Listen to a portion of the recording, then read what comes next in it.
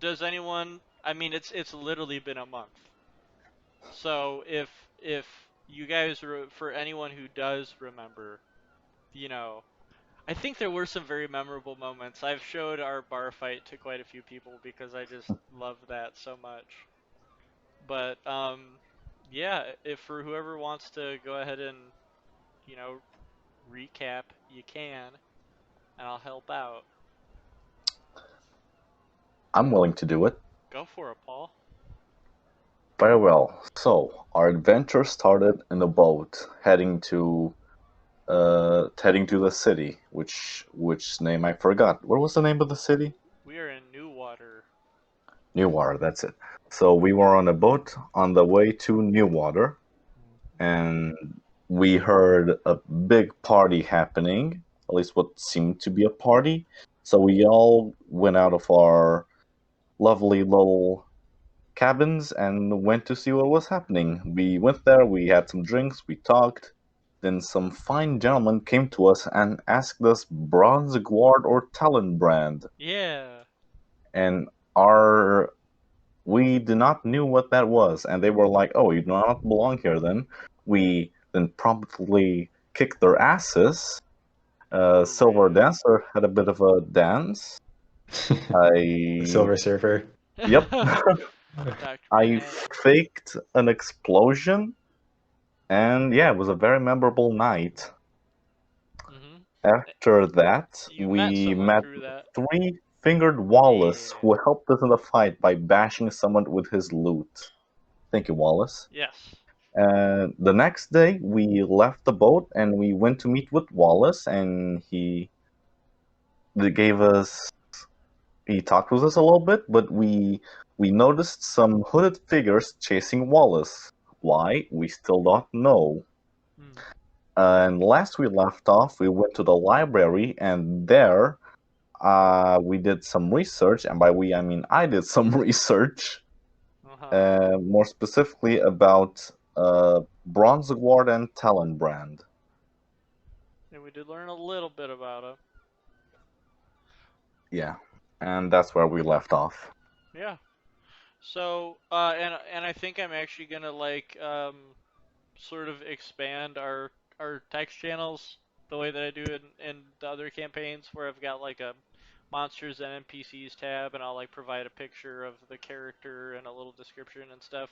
But I did make sure to just keep a very simple note of all the stuff that we discovered while we were at um, Solitude Library, which, as we learned, was um, a library that had been funded by Governor Solomon Moss.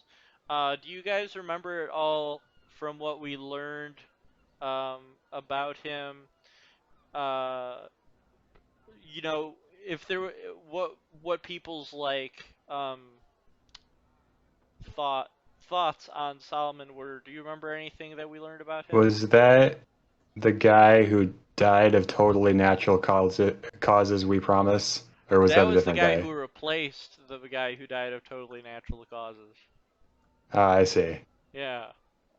But you did remember that. But yeah, that is the current governor of Newwater. Is this human from Baldur's Gate called Solomon Moss? And if we don't remember anything else other than that, then we don't. I do have it written that he is a political figure that is seen unfavorably. So there you go. But anyway, um, so we just got out of Solid Gate. No. We just got out of Solitude Library, which big, beautiful marble, um, columns and beautifully crafted archways and all that. And let's go ahead and look at the map at the bottom of our page here. So, in blue, we have Three-Fingered Wallace's home, which, he had told us he would give us a little bit of an extension on how long we can stay here, um, and to pretty much, go out and sort of earn a living. And in the big green square, I think was where we are now, where the Solitude Library is, and one of the most popular taverns in Newwater is, I think, I remember we were told it was called Majesty Inn. And then I kind of forget. Oh no no no! This smaller green one is Majesty Inn, and then this over here is just like big plaza, magic shops, blacksmith stuff like that. So do you guys remember what it was your plan for, um, you know, the next time we join our heroes was? So we did have a Uh, Damn it. we okay, were we were gonna hit up the job board, I think. yeah. Oh yeah, yeah. There, I think so you guys did already hit up the notice board, and the way that Yeah. I'm gonna do it, you know, uh, just to let you know, is you guys can have pretty much two jobs at a time. So while you're working on one, if you finish that, if you want to go back and like see if there's any more listed, there might be, but it's pretty much two jobs at a time. So if you were to look in the handouts that you have right now, the notes that you found on the notice board in the center of town was a note called "An Odor Most Foul," and then a note called "Big Rat Problem." And I think we decided that we were gonna go try and see if we can earn some rations and whatnot by helping out the owner of that Yeah. restaurant. Hmm. Yeah, I think I remember that we were gonna do the odormost fall on an odormost foul Yeah. and trying to see if we could get some food out of that. Okay, perfect. So, you guys are already in the West District, and of course, we will introduce Jarnefelt here very soon. Um, so after leaving the church, or excuse me, not the church, it's just a very aesthetically church library. You guys head out, and following the map provided on the notice, you're able to squeeze past some streets, some cobblestone streets, where people are lugging barrels and carts of chicken eggs, and just like your average coming and going port town, hustling and bustling. You are able to come across a fairly large sort of brick and mortar restaurant, one story. It does show a very sloppily crafted like wooden plaque. It looked like it was homemade of a like fish logo that's nailed to the front of this establishment. It is completely barren as you guys walk in front of it. The windows are like covered in cobwebs. The doors are shut and they're sort of rotting away a little bit. Um, and could you guys make a perception roll upon coming across the Salty Flounder uh, as its sign sort of just like creaks and falls off of its nails above the door? With, with pleasure. Yep. Perception? Yep. See what you got here. Oh, nothing. It's just, definitely not a very well kept restaurant. That's for sure. Dark on the inside, no lights, no candle lights. But you do know that this is the place. I Uh, can I can imagine a lot of things smelling bad in a rundown place like this, but let's go check it out. Okay. what choice do we have? Hmm. All right. I'm gonna So knock. go ahead. So, I'm, was that you, Paul? yeah, I'm gonna knock at the door. Okay. So Marcus raps at the heavy wooden door leading into this dark restaurant. You do hear, well, you wouldn't, because you rolled a 4. I'm gonna have that take care of pretty much everything in this situation. Um, but there's pretty much just silence It's for a fine. while, and you guys are like, oh man, well maybe they're not home, until eventually you do hear the soft pitter pattering of like um, buckled shoes when all of a sudden with it takes this creature great force to open these heavy doors, but it does creak open and sort of scrape against the tile of the restaurant. Opening it in the darkness, you see a very small figure It is a male halfling. Um, Let me give you a proper description of what this gentleman looks like. He has shoulder length, orangey red. Well, actually, excuse me. He has shoulder length, blonde, wavy hair, and he's got thick sideburns. And he's wearing, a large like velvet uh, trench coat that goes down to his feet. He's very wealthily dressed for his establishment, sort of looking as if it's going out of business. But he looks up to you with his blue eyes, and he says, "What are you here for at my establishment? This restaurant is long since closed. It is not a good idea for you to come in here until somebody takes care of, this awful odor that's happening in here. Please come back another time." And he tries to close the door back on you. No, wait, my good sir. It is because of the odor that we're here. Were you the one who posted that quest on the board?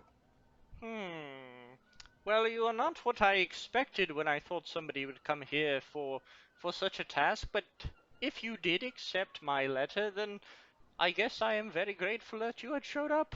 I apologize for my bad manners. Go ahead and come in. There is already another one here that is willing to help. Perhaps you all can introduce each other to each other. And Ah, coworker. Very well. yeah. Thank you. All right, so he slides the heavy wooden door open and lets you guys in as he tip taps across the wooden floor. Um, Is the inside of the place dark? Yeah, it's very dark. I, There's a lot of there's windows everywhere, probably like every like 8 feet. There's a small square window. So it's just like a little bit of daylight coming in, and you can see like dust falling down from the ceiling, and there's a bunch of tables that are covered with a white sheet over silverware, and tables, or excuse me, and chairs are upturned on top of the table.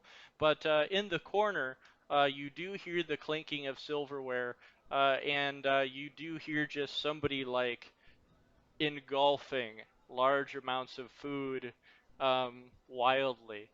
And if you were to look I'm over to the corner, what were you gonna say?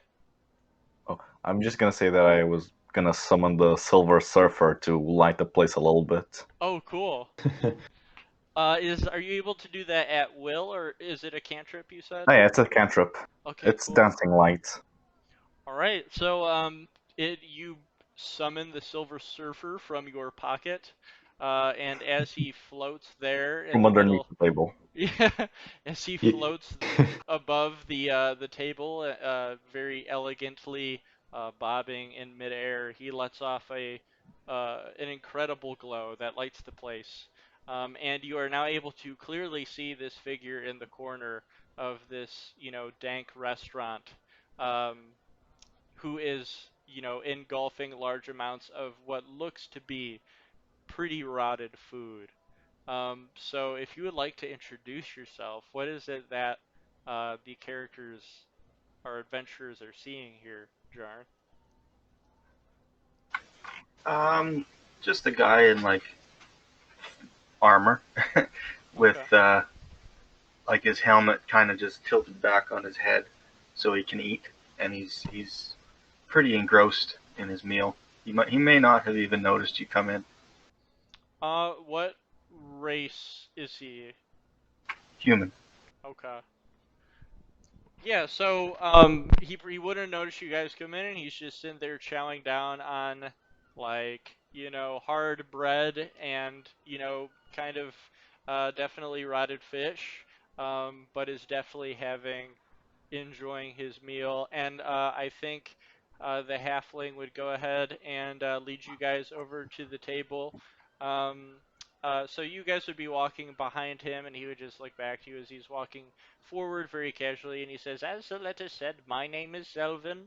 And we, as I said before as well, we do have somebody here who kind of got here before you did and was preparing to go down below the restaurant to figure out what was the matter.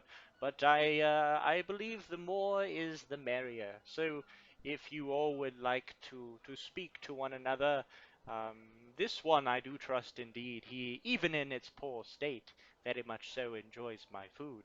Get over here, Jonafeld. Come on, come on. Meet the new guests. They you all will be working together this fine afternoon.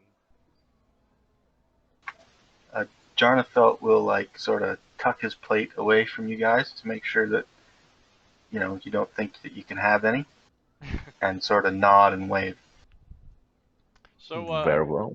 what is it that Jarnafelt sees? If you guys want to go ahead and introduce, the visuals of your character to Jarnafelt. Well, very well, Jonathan. First of all, greetings. My name is Marcus Vitelli, and the person you see in front of you is a human. He has black hair, a bit of a goddamn. Where is it? Sorry. Go for it. No, you're He good. has black hair. He has a bit of a goatee, bit of facial hair. If I remember, it's green eyes. He's a bit on the short, like 5'10". He seems to be a bit of a lightweight too in terms of weight. And yeah, that's who you see in front of you. All right. And I am Yinfir, a high elf, tall and slender with about shoulder-length blonde hair pulled back in a ponytail, with blue eyes and an angular face, and wearing leather armor that looks like it's had quite a bit of use. It's looking somewhat worn, and two short swords at the side and a bow on my back. Okay. Was there anything that Yinfir would say to this strange new character, or would you just kind of keep your distance? Um, when he pulls his food away, I'll be like, "That's okay. You can keep it." So, Zelvem, at that point would sort of clap his gloved hands together, in sort of very wealthy, stylish gloves for the time, and sort of just rub them together in anticipation and say, "Well, we've all met. We all know what we're doing here, and we all know the reward if we come back with an answer to what is happening below my establishment, because rent is coming up, and Solomon is definitely not a caring man when it comes to not having your money ready when you need to." So, and then as he's about to conclude, the door busts open. Both doors bust open, and light shines in.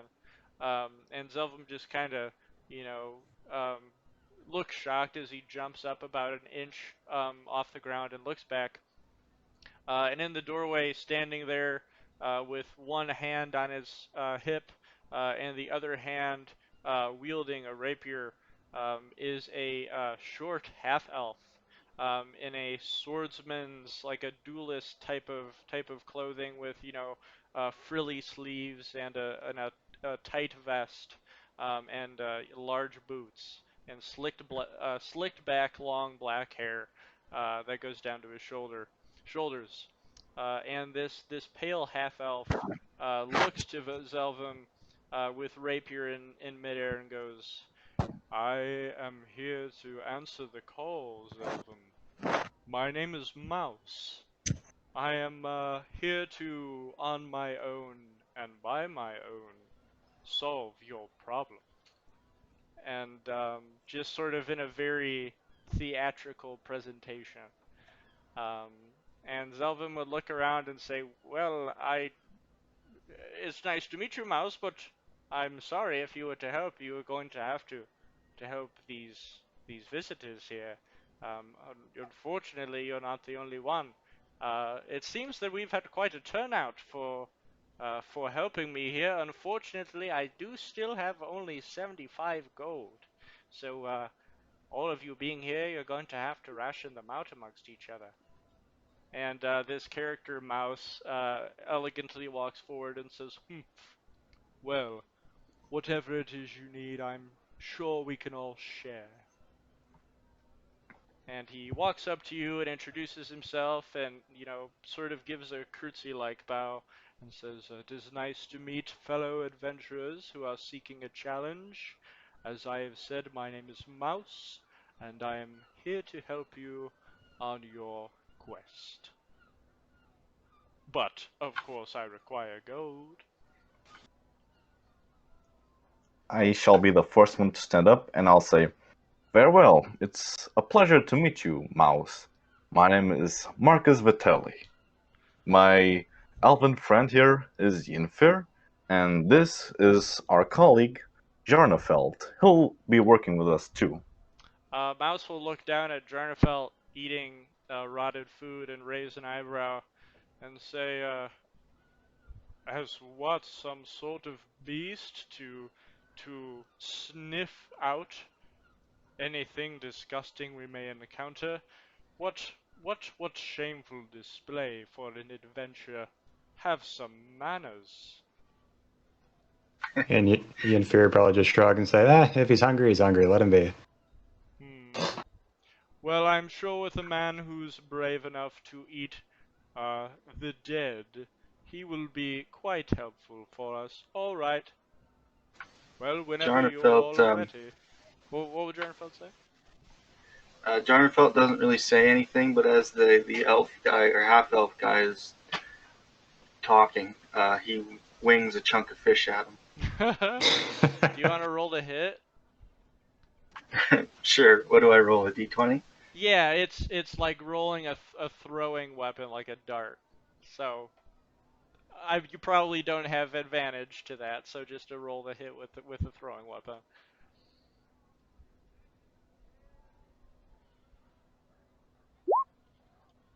Let me see here.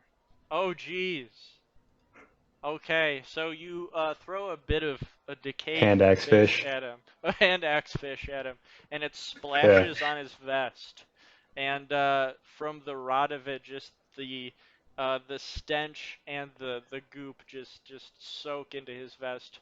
And he cusses to himself and he looks down and he says, "You wretch!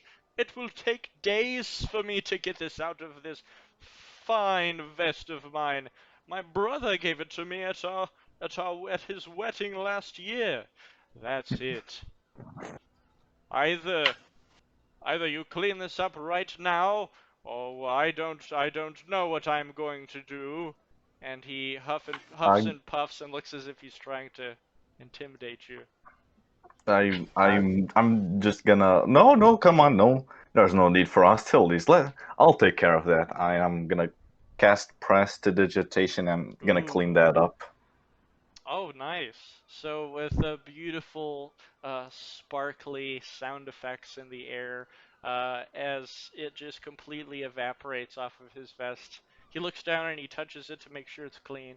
He looks to you and raises his eyebrows and says, "Well, thank you very kindly. Just make sure to keep that animal at his arm's length from me." Oh, Jarnefelt has now finished his food, and he will stand up. He's quite a large man, and he's wearing like sort of grimy chainmail under like half plate, and he would knock his helmet down to cover his face and sort of pick up his large glaive and sort of Ooh. just stare at this half elf fancy pants kind of guy. Uh, I think just that would be intimidating enough for him. He would sort of wince a little bit at that and take a few steps back and try to maintain some form of looking as if he's trying to intimidate you, but he's definitely shaking in his boots a little bit. And Zelvem would then shake his head back and forth and say, "Now, enough of this showing off to each other. We're all adults here. Let us go ahead and do this job. I am, of course, very thankful for it, and as I have said, if you come back with an answer for me as to why my food is spoiling at an exceptional rate and why this noxious gas is emanating from beneath my restaurant, then you will be rewarded. Come on now. Let me take you to the cellar." And Zelvin will lead the way. Jarn will nod and say, "Aye, Let's get this done. Okay. Right after you. Mouse will follow behind the group, very quiet, sort of with his tail between his legs. As we're going by, I'm just gonna lean over to Yenfir. I'm gonna whisper, I think we made a mistake. I hope our rations are a bit better than what he was eating. God, I hope so. So at this point, we all head into a very small sort of storage area. And immediately in front of us, we can see something quite shocking. It looks as if there is a grate that is a sort of entrance into, either an area of the sewer or just a place, um, for dirty water to collect. But there is a noxious purple, swirling, thick smog that is emanating from the floor beneath this dark grate. Um, and can everybody roll Constitution upon entering this room? Zelvem is covering his face with his glove, but he's going to need to roll as well. Ooh. Oh, jeez. Oh, nice one. Did I die? No, he didn't die. You got turned into an animal. So I got turned into a newt. we got Jarn, we got Yenfir, but you got better. And Yeah. oh, okay, you guys all did roll. Okay, let me see what Mouse rolls here.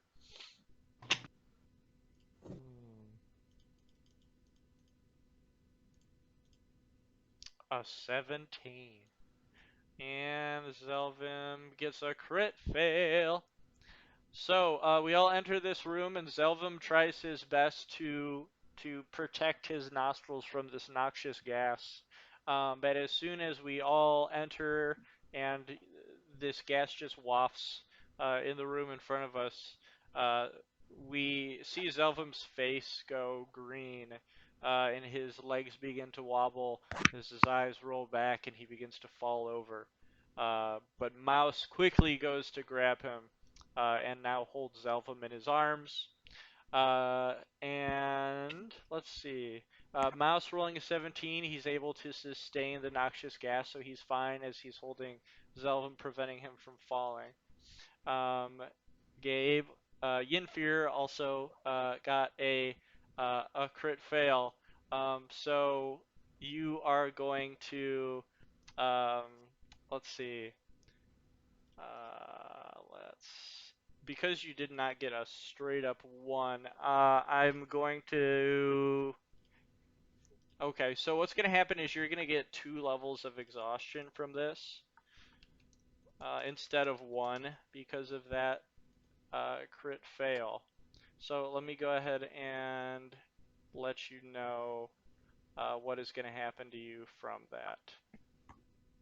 All right. Let's see. So, having 2 levels of exhaustion. As long as you are in this noxious gas, your speed is going to be halved and you have disadvantage on ability checks. So, um, if you guys feel with that, it's a little too much for you to handle, do whatever you want. But the same thing, Jarnafel is going to have disadvantage on ability checks, as long as you guys are in this noxious gas. So 1 level of exhaustion, and then 2 levels of exhaustion for Yinfir. But if you guys were able to heal from this, you'd be fine.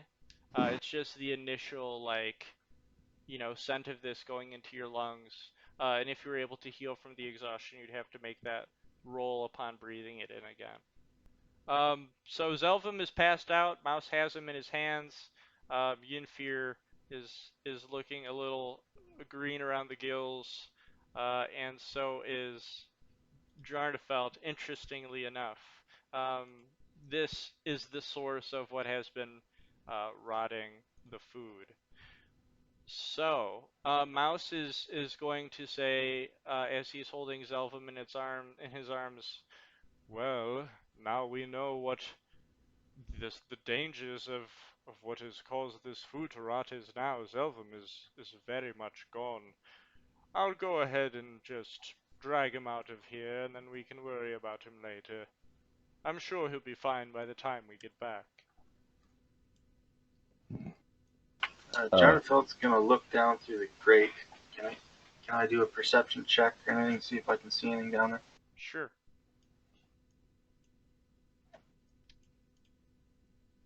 Go for it. Have you ready? Terrible. Okay. So you do just see cloudy purple smog and darkness. Quick question. Yep. With the experience that I had with traveling and magic and whatnot, would this have seemed familiar in any way in terms of magic? Is this like magical, or is this just...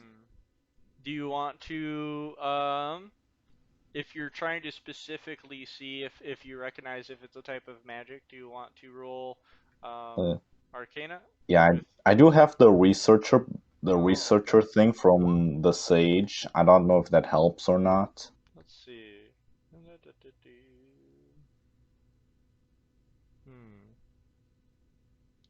I would think.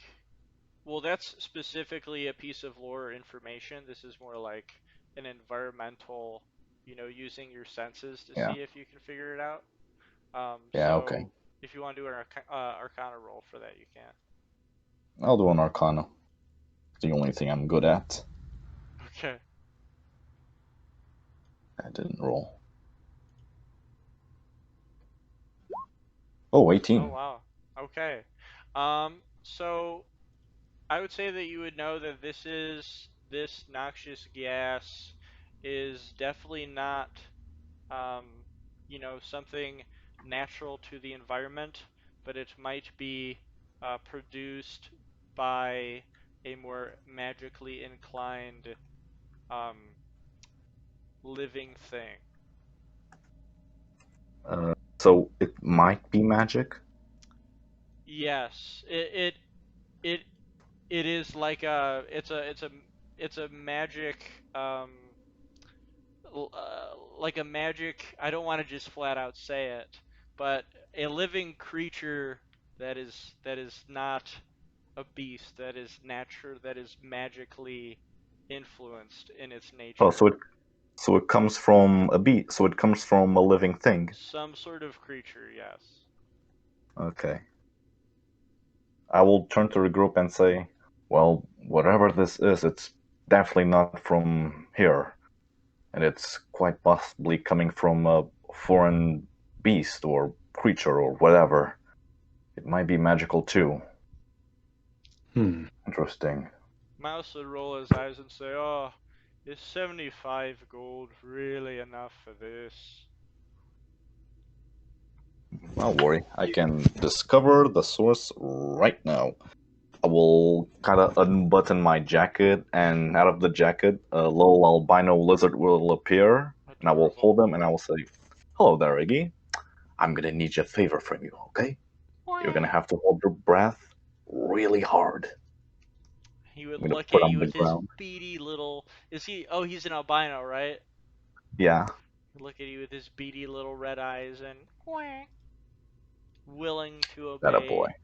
obey his dad. That a boy. All right, so let me go Very ahead. well. He's blue, but he's going to be albino in your mind. I Yeah. will give him control to you, and he's Iggy, correct? Yep, it's Iggy. Okay, cool. Everyone's favorite lizard. So so Iggy squirms and crawls out from your arm and hops down onto the floor.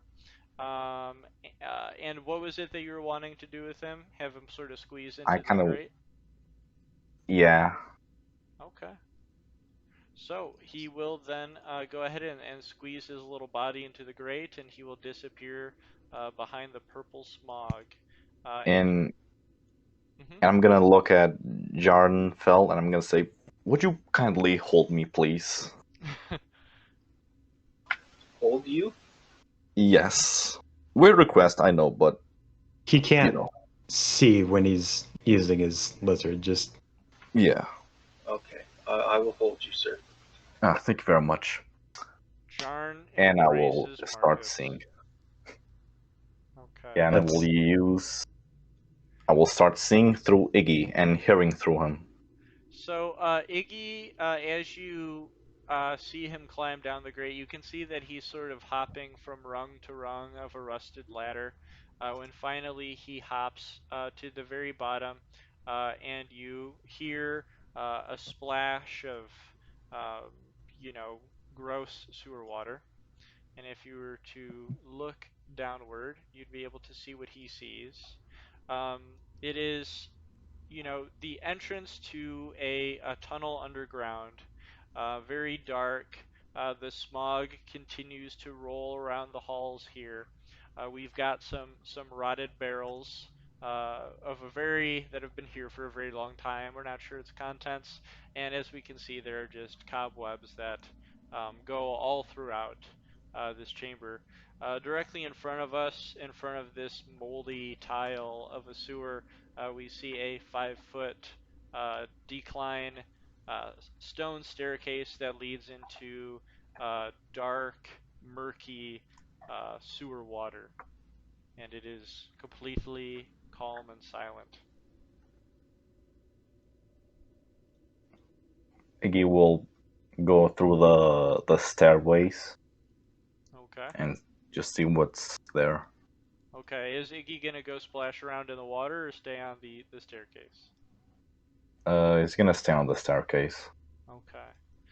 So, murky, dark water just gently splashes around at the level of the bottom step of this staircase. That's sort of a 5-foot incline going down, so decline, and just dark water that's leading into a very small dark hall beyond it. But from Uh, Iggy's perception, I think you would be able to um, sort of detect that this water is probably only a foot and a half tall. So it's pretty shallow right now. Actually, I would say it's about 2 feet. okay. Is there anything else? Nope.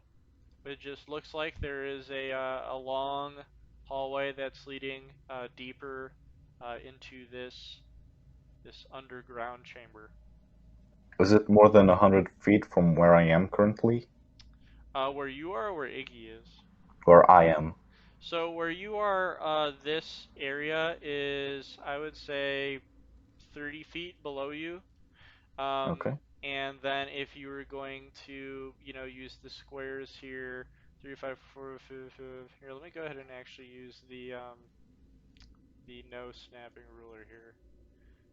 So from the staircase to the entrance of this tunnel is 35 feet. We'll say 30 feet, and then it's an additional 30 feet up, so it's 60 feet from where you're at. Okay. He'll move 40 feet. 40 feet. Yeah, he'll move 40 more feet. Through the water? No, through the staircase. Oh, through the staircase? No, no, no. I'm sorry, I'm an idiot. Yeah, through the water. Oh, okay. Sorry. No, you're fine. Do you have a swim speed for Iggy? He's a lizard. Well, let me check. Here, I've got the SRD open. Let me see if I can find It doesn't small say lizard. anything about being a. Here we go, lizard. Hit points 2, armor class 10, speed 20 feet. So, just in case you need, do you have his sheet with you?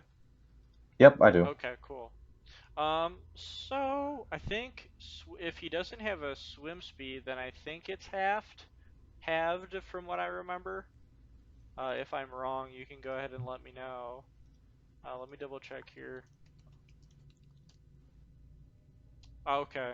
So without your armor, you can swim toward the surface at a rate of 20 feet, but that's like swimming through deep water. Um, So how he's pretty small, so he would have to swim through it, unless he can breathe underwater. I don't think he can. No. Okay. So he is, yeah, he would definitely have to swim through it. So do you want to make a swim, athletics check for him to see if he can lap through the water? Uh, sure. Okay. There's a 13. Perfect. Okay, so Iggy dives in, and he splashes into this dark, murky water, and he begins paddling like a dog, um, toward the entrance to this next dark chamber as he squeaks. When to the right of Iggy in his peripheral, we begin to see a dark shape emerging from below the water slowly, a sort of goopy, blobby form. And as it Blobby? pass, yes, as Iggy passes by it, it emerges from the water, shows itself, and it is a blackened, transparent, smoggy-looking ooze creature, and it makes an attack on Iggy as he passes by. It's in your Oh, peripheral, but you can see that it is a medium-sized creature that had been like stuck to the bottom of this water, but now it emerges as a grayish ooze. okay, So, go ahead. I'll recall Iggy. Okay, I will first make that attack on him. Yeah. Um, oh wow, you lucky And he punches bastard! himself in the face. We did it, guys. We solved the case. So, this gray ooze splashes toward the water with one of its tentacles. It's putting like tentacles, which just sort of snaps in half, and that end of that tentacle just goes drifting down to the bottom of the water as Iggy begins to squeak once more, now a little bit more panicked. So you say that you'd recall Iggy? Yeah, I'll just poof out. Okay. Poof. So from what I was able to see, could I like roll something to see if I recognize the creature? Yeah. Do you want to roll nature? Yeah, sure. Is it? Nah, never mind. Okay. 16. Nice. So from your travels and being the very educated wizard that you are, you would be able to tell that this is indeed a gray ooze, which is a medium-sized ooze. Um, and I would say something that you would be aware of about this creature is that the reason you were not able to see it initially was because it has a false appearance trait. While it remains motionless, it is indistinguishable from any oily pool or wet rock. Hmm,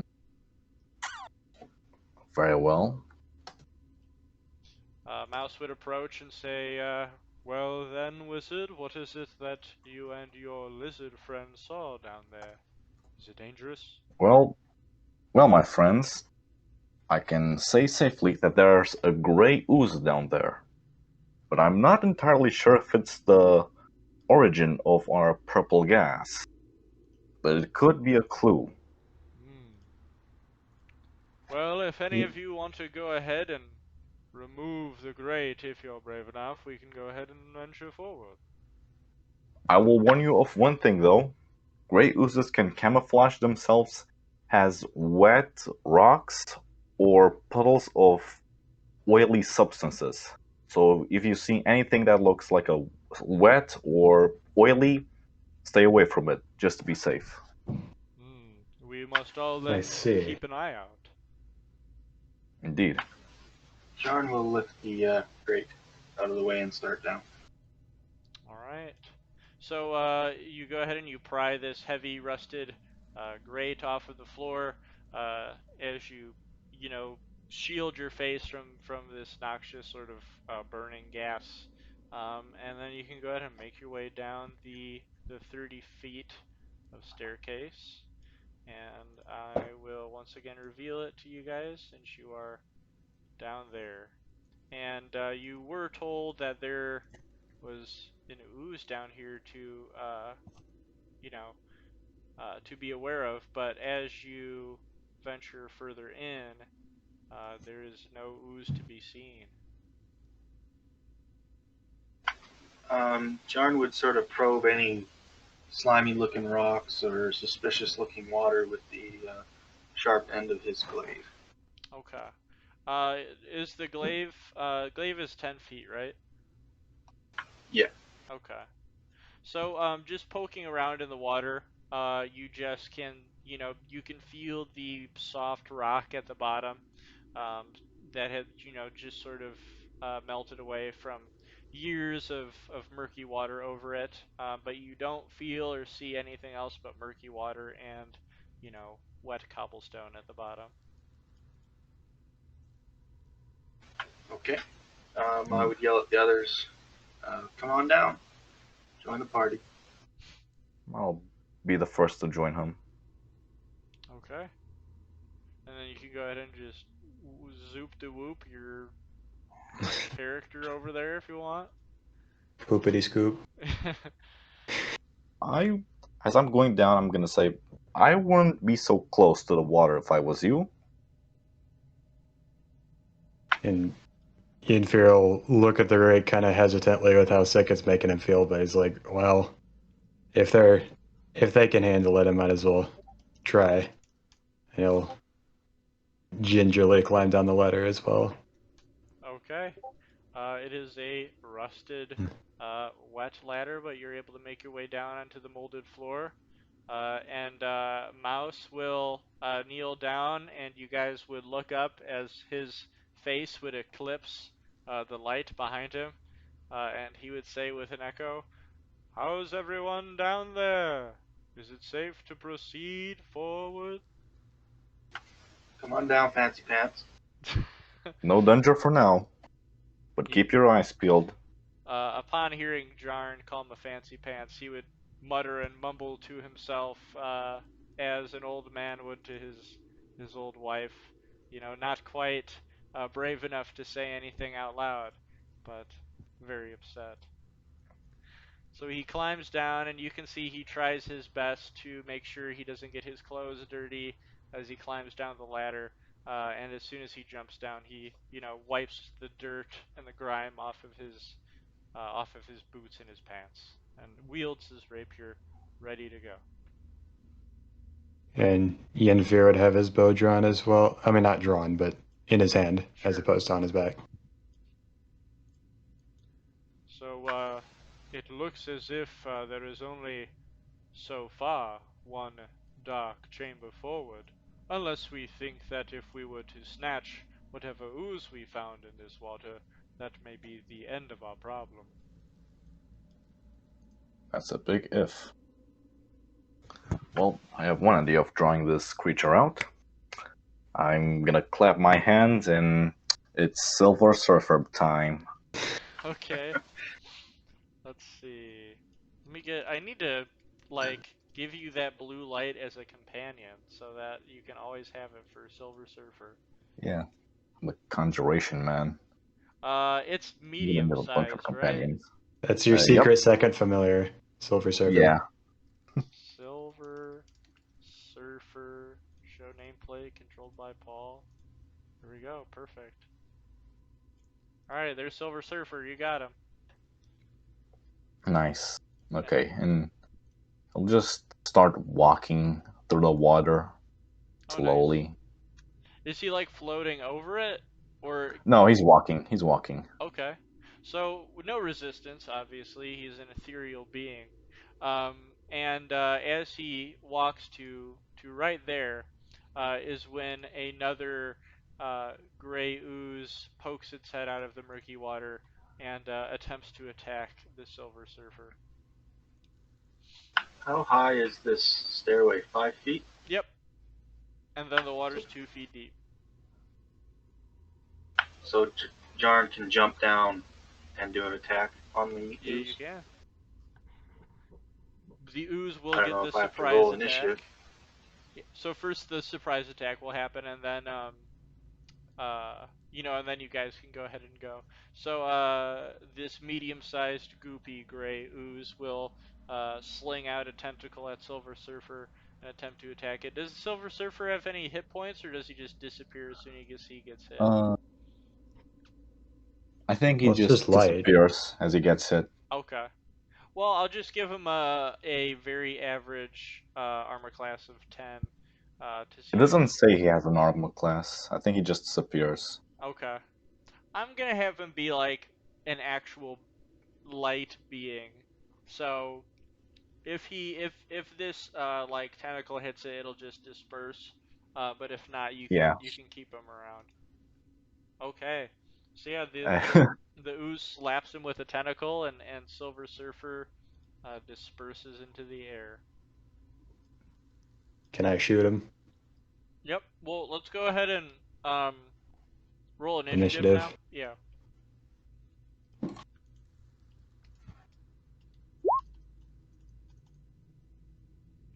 Oh, well, I rolled a 20. I don't know if you can see that. I forgot I got to click my guy. nice. Oh man, that's pretty epic for these fucking oozes. Our worst enemy, the Here, ooze. play let's see, spooky combat. Please don't play spooky scary skeletons. Why not? We'll loop that. I'm just gonna It's turn pretty down a little bit spooky. for myself. I agree. Okay, so you've got an issue of 14, a 20, and a 17. Mouse will roll for his initiative. He's gonna get a 12. And then the oozes will roll for their initiative. They're gonna get a 13, even with a -2. So let's look at that. Turn order. Marcus, change that to a 14.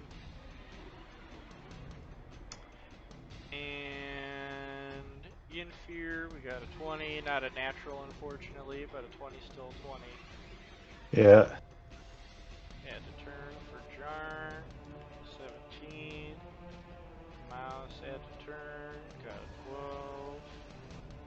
And for our little ooze man, 13. Alright, go ahead, Yinfear. Alright. Let's get him. Okay. Wow. Alright, yeah, you were able Yeah, to buddy. slice right through the ooze, forming an explosive hole in its oozy body. Cool. And then I click that for damage, I think. Yep. There we go. Oh, nice. 14. Let me see here. Okay, so this thing is doing very poorly. You were able to just like this arrow slice such a deep cut through it. It is now just trying to I feel like that not shouldn't fall. have gotten a well, maybe it, That does well, look maybe. like well, let's see. Yeah, I clicked the damage type. Maybe that didn't. It shows How do you roll for 3 damage? plus 2 plus 2. You might have to do it manually. I think it did a hit. Yeah, that looks like that's a Yeah, hit. isn't there? There's no button for. Oh no, it's in I your feel like there attacks, isn't should it? be. I should have it somewhere. Let me double check and see if I can. If you click the longbow in the chat, like the word longbow, that'll give you your attack. Oh, the word Oh, longbow. yeah. Oh, Perfect. it does 4. Yeah, that's okay. That makes a lot more sense. Okay. All right. Well, it means I rolled a 1. Wow, that sucks. It's a D8 plus 3. You cut a Nice. clean Connect 4 sized hole through him that immediately formed back up to a solid form again. But you got its attention. So next up then will be Jarn. I'm going to jump down and do like an overhand chop. Basically like a plunging attack from Dark The Souls. plunging attack. From Dark Souls. Go for it. Alright, so you jump off with the glaive. railing with your glaive and you slash down into this oozy boy. Nice. Another clean slash through it. We're treating it like a ball of jello. For 8 damage. Alright, and this thing is now looking worse for wear. It is falling apart and sloshing around the water, trying to maintain a solid form. And then next up will be Marcus, if there's anything else you can do. Yep, there is one thing I want to do. That is, what do I want to cast? Yeah, sure. I'll just hit him with a good old magic missile. Classic. The reason is classic. Classics. And 'Cause that's it gonna be works. 1d20 for each, plus my wizard thing, 5.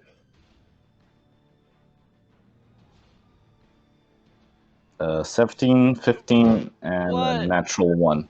Oh shit, okay. Oh wow, okay. So both the first will splash onto the ooze and will singe it as you know electrified fiery smoke emanates from their wounds, and the last one will explode in your fingertip. So you're gonna deal damage to yourself from that last one, but roll for damage from Damn the it, I gotta first be two. careful.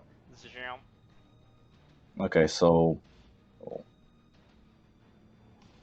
1. I thought magic missile always hits, doesn't it? Does it? No, think no. so. Each dart has like a DC to hit. What was it? Because I know there is definitely a, like, I know what you're talking about. There is one that just straight up hits all the time. 5. Oh my god! I just looked So it up, and sounds like it the always hits. first two that hit him for a combined total of 10 hit points, and I take 3 points of damage. I think they all hit, but if you don't make the AC, it does half damage or something like that. Let me double Is it? check. Because I don't see anything about it. Darts. I don't know. like I this just is some remember that being a shit, thing, that bro. magic missile always lands. Okay, so you create 3 glowing darts. Each dart hits a creature of your choice that you can see within range. So they do all hit. You Yeah, it were just Oh, straight okay. up says they hit. okay. So Oh, go ahead so and just roll for the third one. So oh no, it's 13 total then. okay. So with that 13, you just that thing bubbles to smithereens as you burn it alive with magic damage, and it just falls into a fleshy pool of grayness on the surface of the water. And when everybody thinks everything is okay, and the ooze has been defeated, it is then that from right behind Jarnafelt, another gray Oh ooze god. emerges from beneath the water for a surprise attack. Do I get an attack of opportunity? Is that how that works? That's a surprise attack. No. Nope, Okay. attack of opportunity is a creature that leaves your range. That you're Right. aware of, that you can see.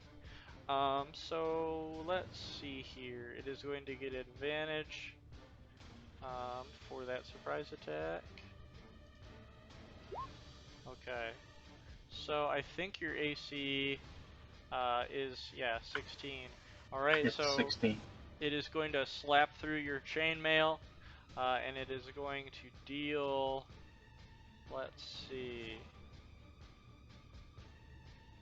A pseudopod attack. It's going to deal 4 bludgeoning damage to you, and you are also going to need to take some acid damage from it. No joke.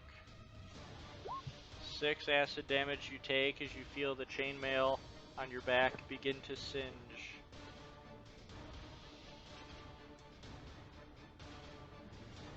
Alright, and next up then will be Mouse, who looks surprised as ever that there is another one in the water.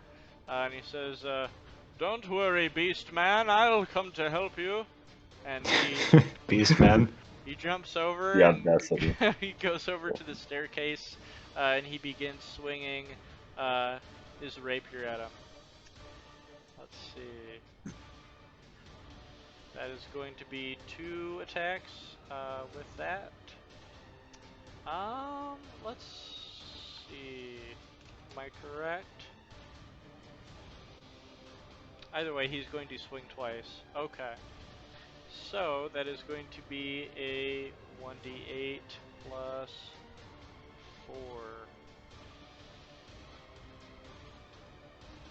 For a 9 and a 9! Don't worry, Animal Man, I'm here to save you. And he runs over and just slashes above the blob creature, hitting nothing but the wind. And he goes, well, damn it! And then makes a disengage action and runs back away. You all can take care of him, go ahead. As he waves to Good effort, Yinfir. Fancy Pants. Good effort. I'll just look at Our him, hero. like, kind of disapprovingly, but not say anything, and then Yeah, shoot again. I'm doing the same. It is my turn, It is I your think. turn, yes. Alright, let's get it. Oh, nice. Another clean shot through the ooze. For 5. Oof, these rolls are some garbo, but at least I'm hitting it. Yeah, you are. Counts for something. The oozy body reforms the hole that emerged from your arrow bolt. Still doing pretty okay. So, Jarn, with your smoking, steaming armor, it is now your turn to do what you want with this ooze. Yeah, glaive attack. Turn around for a swing, you slash through it. 14 hits. Yep. Oh, wow. Damn. Alright, so you slash through it and its body just disperses and splashes all over the place, but it is still conscious and living enough to try and reassemble, you know, its goopy parts that fell apart, but it is doing very, very poorly. And next up then I will will be say, Marcus. were you watching Fancy Pants? He will upturn his nose and look to his shoulders and just completely ignore you, as if he didn't even hear you. But his feelings have obviously been hurt. We're gonna bully the hell out of this man. You guys don't like my pretentious half-elf? Go ahead, Marcus. we like to hate him, I think. Yeah. What's the move? It's my turn? Yep. Okay. Yeah, I'm all done. Yeah, I'll just blast him with a firebolt. Nice. He deserves it. It's 23 Okay, you engulf him with that bolt of fire. at 7 of fire. But his goopy outer layer seems to snuff it a bit, as it only deals 3 fire damage. Ah, God damn it. That would make sense. Still alive. I'm just gonna mutter to myself, ah, Marcus, you idiot, of course it's resistant to fire. Poor Marcus. Next up then will be the ooze, who will once again try to make a pseudopod attack against Jarn. With a +3 to hit. And it crit fails. Punch himself in the face. And with the Kills the itself. leftover remnants of it that it's trying to hold together, it just sort of sloshes forward, disperses into a puddle. And this would be sort of a prone, as it's like a layer of grease over the water. And it's like its equivalent of limping, trying to get itself back together. So the next hit on it will have advantage as if it is prone. So next up will be Mouse. Um, and he will walk forward, um, and he will say, "Oh, go ahead, whoever wants to take this disgusting beast out, you're free." And it will then be Infear's turn, as he just sort of waves it off. Alright. Would I be able... Would I have time to draw a short sword and stab it? Because I wouldn't want to waste an arrow. It doesn't seem like it needs it. I Or would I don't not have time for that? think it's a free action to change weapons. I think it's a I think is it a full action to change weapons? I Let me double think if check. he I think it drops his is. bow and draws the sword, he's fine. But if he tries to sling the bow, it's an action. Yeah. Yeah, so it would be an action for you. You wouldn't be able to attack as well as change the weapon that you're wielding. Alright, whatever. I'll just shoot it again then. Okay. I'll do the opportunity, and there you go. Okay. Slash through it for 9 piercing damage. It explodes and bubbles and sinks below the water into a puddle. And the water remains silent and still. You guys no longer are getting attacked by any oozes.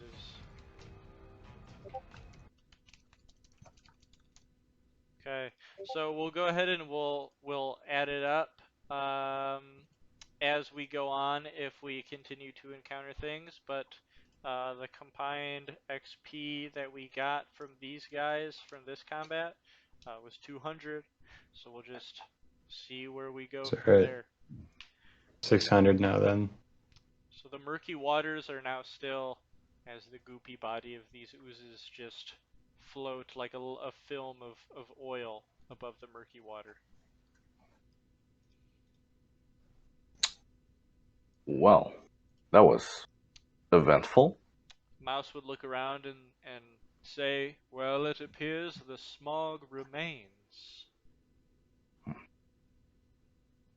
So, Yarn will wade forward, but he'll poke through the water with his glaive as he goes, sort of all around him in like an arc Oh, nice. in front of him. Okay. Do you want to roll perception while you're doing that to see if you can sense like it hitting anything, like a sort of, metal detector? Yeah, sure. Because I'm assuming that's what you're doing. You're sort of just like poking around to see if you feel anything.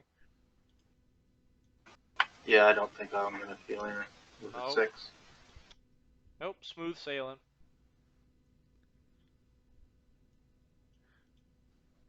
Can I see anything down this hallway? Yes. Down the hallway, you are able to see, it'll be above us. You are able to see rushing water. It looks like there is a steep drop in the murky water, and it is flowing over 15 feet down. It looks about if you were to eyeball it. And in addition to that, you do see um, another small chamber of cobblestone going off to its right, and it keeps hiding when I'm trying to reveal, but that's okay. Fix that. Here we go. Say, alright, lads. Looks like we've got a choice to make ahead, and I will continue down the corridor. I shall follow him. You first, Yenfear. I'll just I'll just walk. Be like, I still won't say anything. Just like whatever. And I'll follow. Where are we going? Down Above. here somewhere. Oh, but oh, I see. Okay. Technically down. Yeah, I Above. got you. Yeah. Well, I'd be following behind, so if Yeah. one of you could scoot. All right, cool. Sorry, You're good. a bit fat. Mouse will be struggling behind you as he's very much so trying to get as little of his pants dirty, and holding them up while he delicately tries to slosh through the water without getting too dirty. So as we approach, we hear the roaring sound of this murky, dirty waterfall. Um, go 15 feet down into more murky water. Um, but to our right, we would also see an open chamber heading to still stagnant water.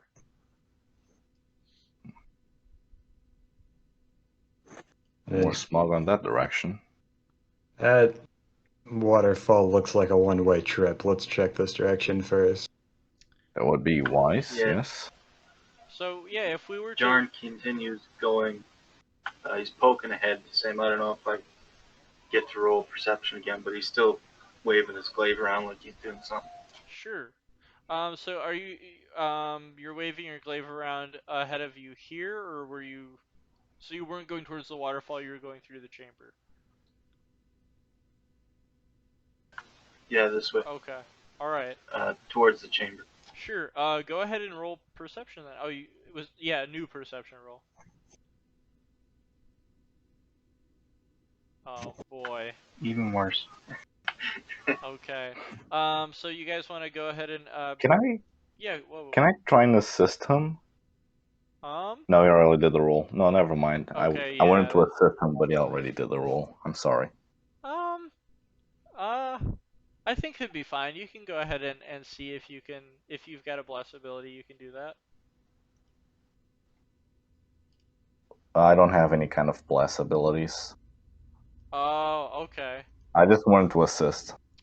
I think in this situation it would be very since it's specifically his sense of touch, you wouldn't really be able to assist with um, his ability to poke around anymore. Ah, okay. So you guys follow Okay, close that's behind. Um, what you do see through this chamber is, um, another 5 foot incline of a stone stairway leading up to a moldy floor, and behind it is a like a thick steel rusted door.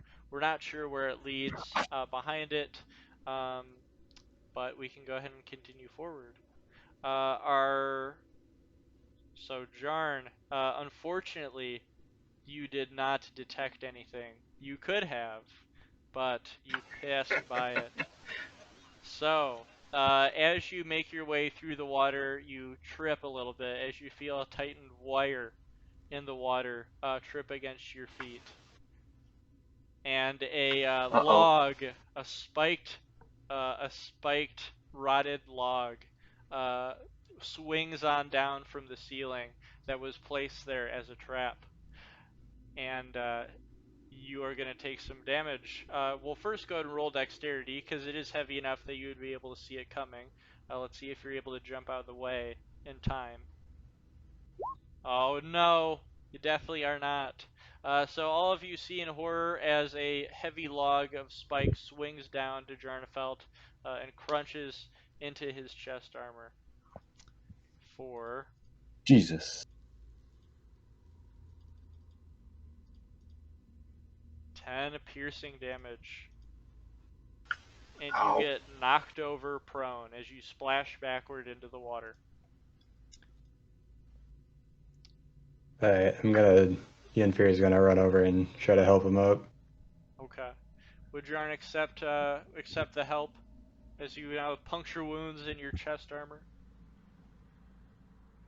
I would definitely accept any and all help.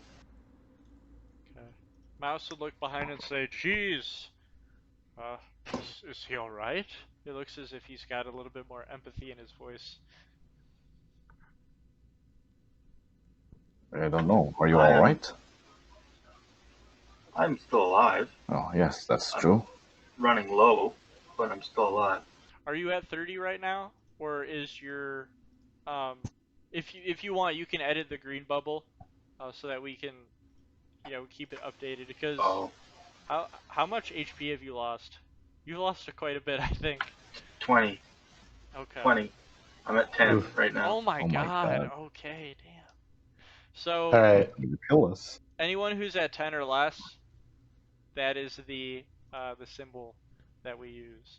Um, so the log has been dislodged from its trap. It sort of just snaps from the rusted chains after it swung down. Um, And now the water is calm once more, and we see nothing but this rotted barrel, as well as this steel door. And I think you guys can see that it looks like something is barely floating um, beneath, uh, just like a film of murky water. We see well, something bobbing up and down um, well in the water. before we continue, Yenfear is gonna look at Jarm and kind of wince, then cure wounds. How much does he heal for? 1d8 plus spellcasting ability. Can I just click a button and roll? How does this work? I have never. If you want to make it simple, you can roll 1d8. I'm not sure if the 1d8 plus spell attack plus spell attack bonus. All right. So which is 4 is what I've got. So Okay. 1d8 plus. I think you can just hit. Okay, whatever. Oh, no, just add 4. Add 4 to that. Okay. So heal for 9. That's a lot better. I'm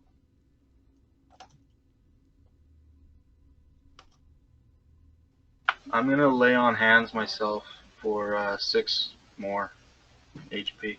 Oh, cool. If that's okay. Where'd you get the 6? I have 15 I can use. I think. Oh, you can however choose how I much like. you want to use. Okay. Yeah. Cool. So you're at 25 now, then? Yeah. Awesome. All right, you guys. We've survived the oozes, and we've survived this strange trap that was laid here by who knows what. And we were able to help Jarn out a little bit from his awful experience with this heavy log trap. And now before us is this quiet pool of water and something bobbing up and down in it. Does it seem realistic that Jarn would be on extra alert now and I could ready an action, like an attack action? Yeah, if you want to ready an action, you can. That I don't expect. If any of you guys want to do ready a an ready attack. action, you can. Yeah, I would like to ready a bonus action. If anything comes out of the water within range, Jarn's attacking straight away. That's my ready action. Okay. Yeah, I'd probably ready to shoot anything that pops out as well. Okay. I would say that we can all do that. Yeah, we can all have our weapon ready in case something tries to splash out of the water.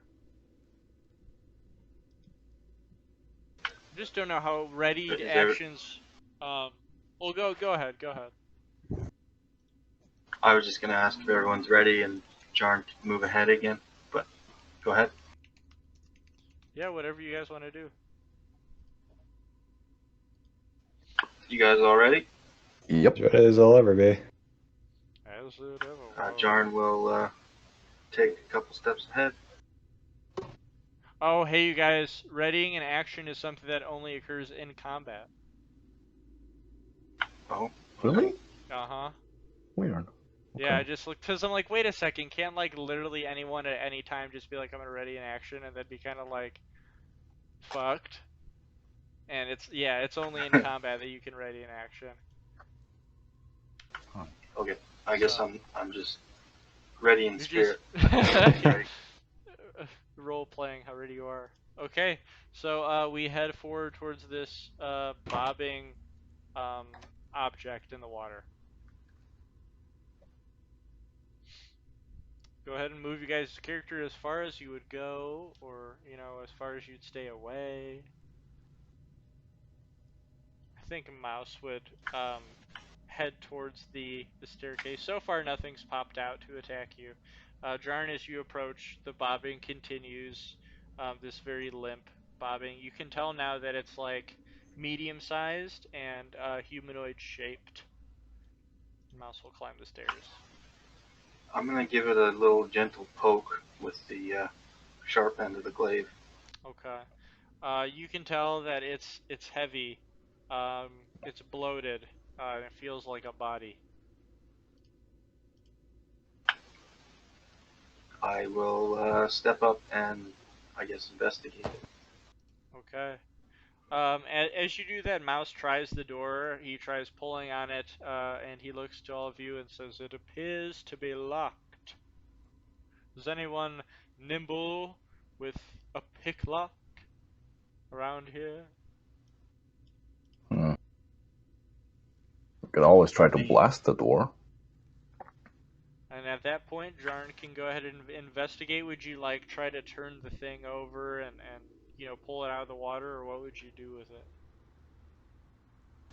Yeah, just look at it, try to see what it is, and If it appears to be face down, I would roll it over. Okay. So you roll it over, and it is a long dead human male. Uh, Here we go. Okay. So, you probably can't decipher its age, since just like rotted away from, um, being exposed to the elements of water for a very long period of time. Pretty gross. But you can roll investigation to see if it's got anything on it.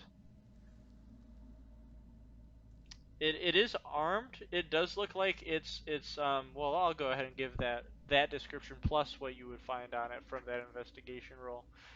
So what you would immediately notice, human male, probably between 20s and 30s. He's wearing leftover scraps of what was hide armor, and you can see he's got a corroded dagger at his side that's sort of tucked into his belt.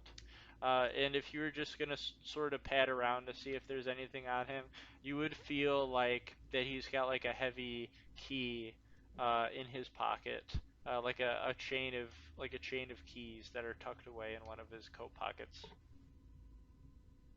I would definitely be interested in the keys. Okay, so you go ahead and pull that out of there then. Yeah. I think you would also find in his pockets he's got some more stuff on him. You'd find two items in addition in his pocket. So let me go and see what you are able to uncover from this unfortunately dead man. Let's see. So you are able to find um, two potions on him, just two small little flasks that are corked shut. I don't know what they are, I guess. No, you'd have to either investigate. I would think you'd have to be like an Arcana roll to figure out if you know what it is.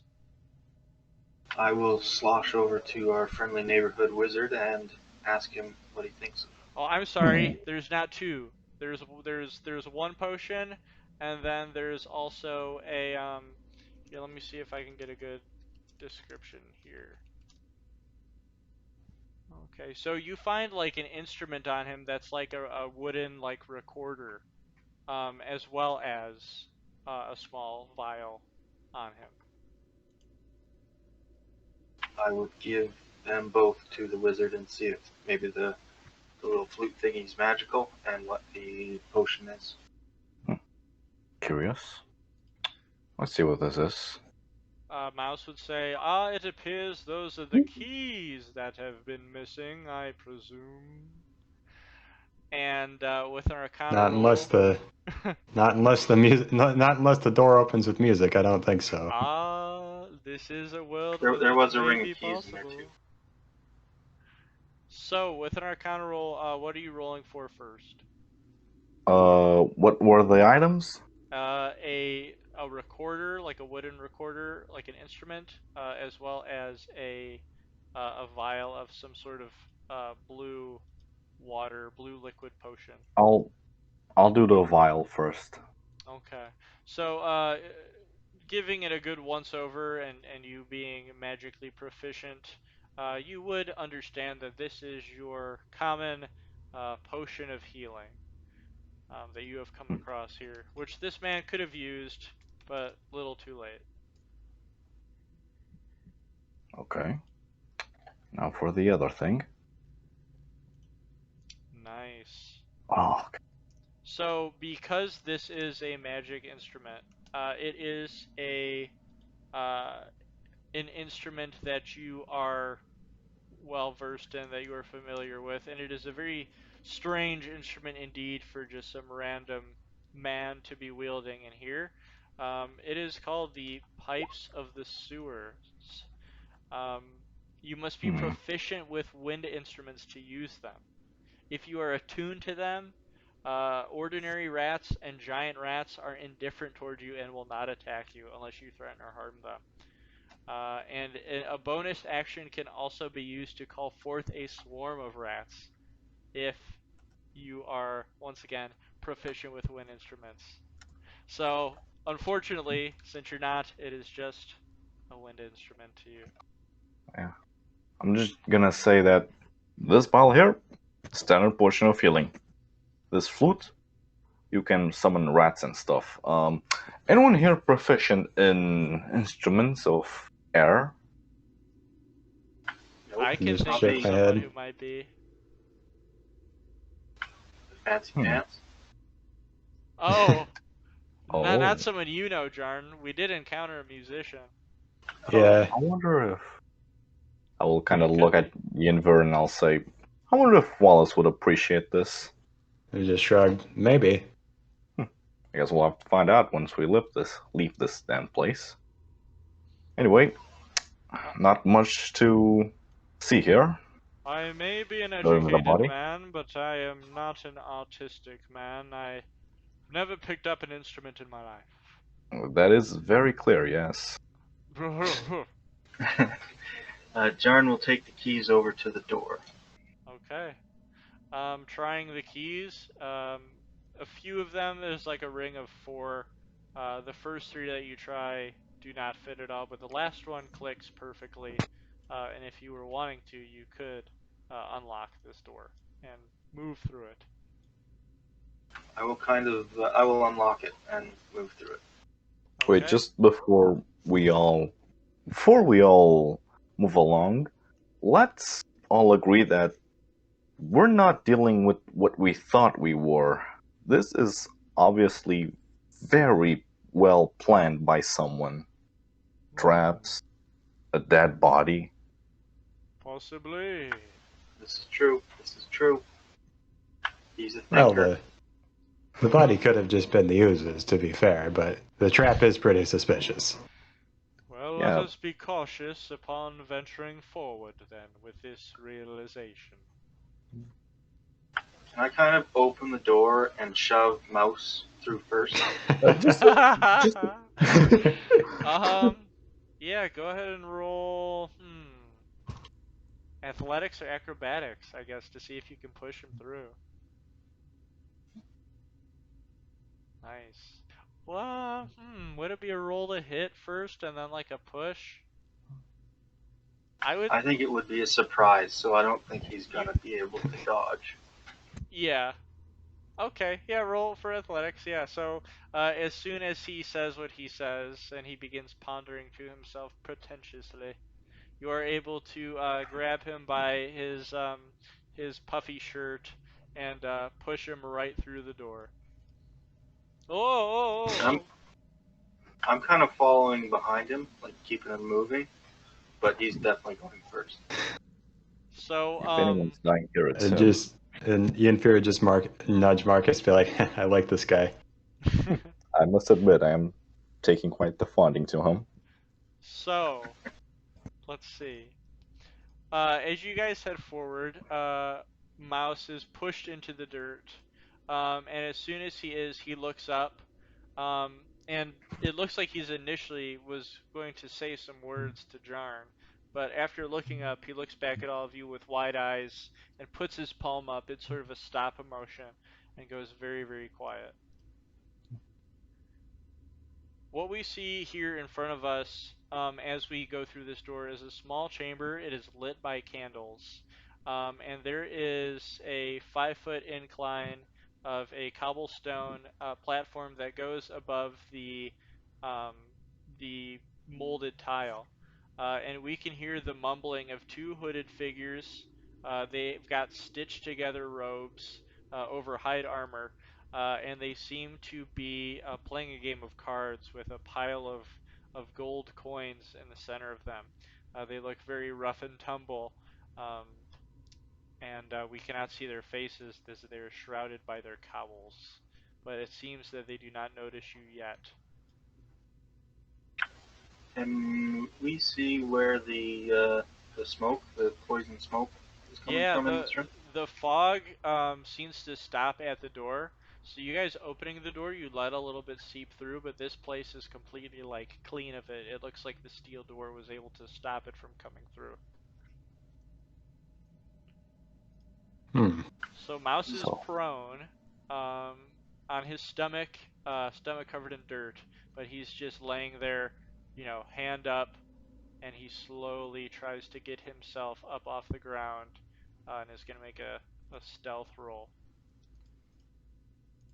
What is his stealth? Let's see. He gets a +4 to that. Can Jarn assist, like try to help him up? Because I do have a hold of him. I could help lift him up. Okay, sure, yeah. I think you'd get advantage. The 22 was fine initially. So yeah, he does not expect you to try to help him up, but in the middle of him trying to help himself up, you do gently grab him and pull him up without him being able to make a sound. He wipes himself off, looks to you, gives you a little bit of a nod while also sort of peering at you with upset eyes. But he then looks to all of you seriously and gives you like a motion of like, get down. Because it does look, since this is a 5-foot incline up, if you guys were to be like kneeling as you walked, their line of sight would not be able to see you unless you guys made a ton of noise.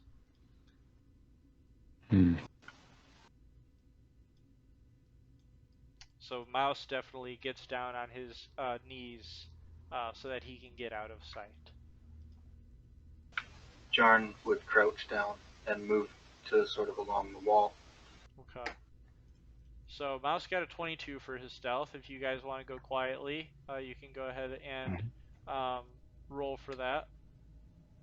I don't know if I trust myself with exhaustion, but Okay. you still have exhaustion? I think don't we all? We're kind of out of the smoke now, I thought. Yeah, but I rolled a 1, so. And I did say as long as you were in the smoke, though. So since so you're out of it now, it resets, and once you go back into the smoke, you're gonna have to roll for being affected by it again. But it seems once your airways are clear, you're fine. Did it seem like that 21? smog was coming off of that dead body? I'm It did sneaky. not. It was just filling the chamber. It was just rolling through it, but it definitely stops here. So there's no smog coming from inside the chamber out. You guys did let a little bit of it in.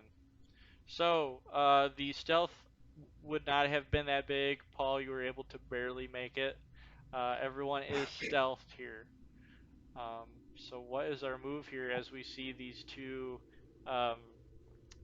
very shady looking figures playing a game of cards at a table on this platform? We do see there it is a sort of like rotted wooden door that leads behind them to another lit chamber. I would suggest sort of preparing an ambush in case this goes sideways. Okay. Very well. Let's treat this as if it is combat so that you guys can go in turns. So right now these guys are considered part of the turn order. Yeah, let's go ahead and just roll initiative, and they're going to just be doing whatever they would be doing on their turn. But just in case something does pop off, it would be good to know where everybody is in the room. No, I gotta click my guy. I keep forgetting. Oh, you're good. Weird. I still have no idea how to do initiation. 22. You want to initiate I'm speedy the today. cult? On the top of your character sheet, there's a square that says initiative. If you just click the word, it'll come up in the chat box. Yeah, you have to click your own character first, though. On the character sheet? No, like on the token on the click board. your token, and then you is it press add to turn, and then you roll? Because You just click your token and then click initiative. Okay. It'll go. Yeah, but I don't have anything saying initiative here. Do you know where It's your on your character sheet. You know where your armor class and your speed is? Yeah, but There you go. Does it appear? Did. Okay, there it is. Thank you. Oh, okay, so I have to wait for this turn order thing to pop up first. Yep. Okay, yeah, that makes sense. Alright, let's see what our, shady figures get. Let me open up their sheet, because we've got 4 sheets open now. I guess I can get rid of the gray ooze one for now. Let's see.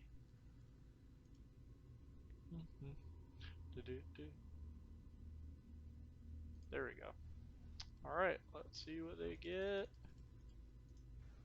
A 16 as well. So the greater dexterity is going to go first, which would be Mouse. So Yinfir, Jarn, Mouse, Shady Figures, and then Marcus. So, Yinfir, what's the move here? You guys can leave this room if you want to, or we can venture further in to see what these guys are up to.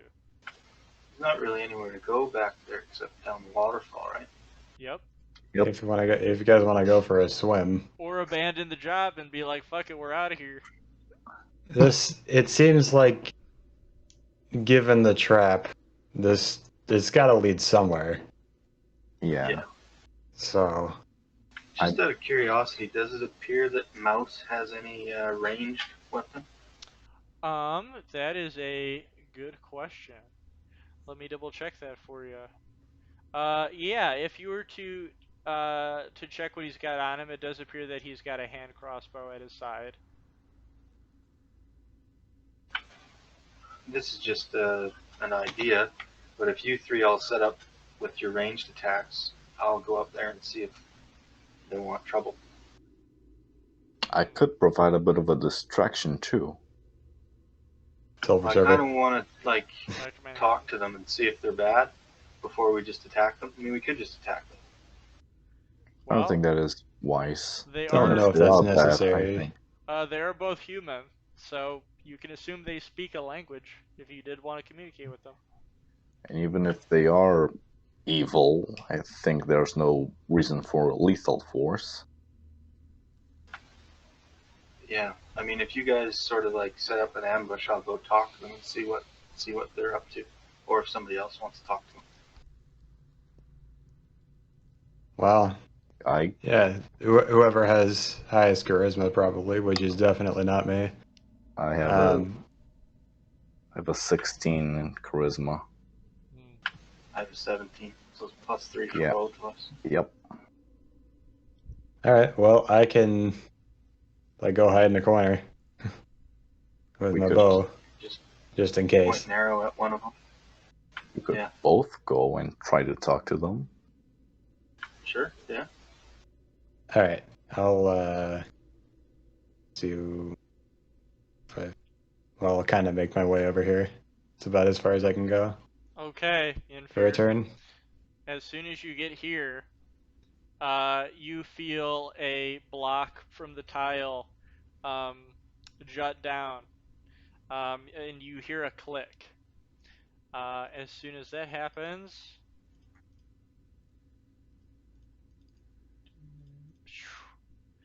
the click from the tile below you sends a scythe on a stick as a trap that had been embedded in the wall in a slot flying out.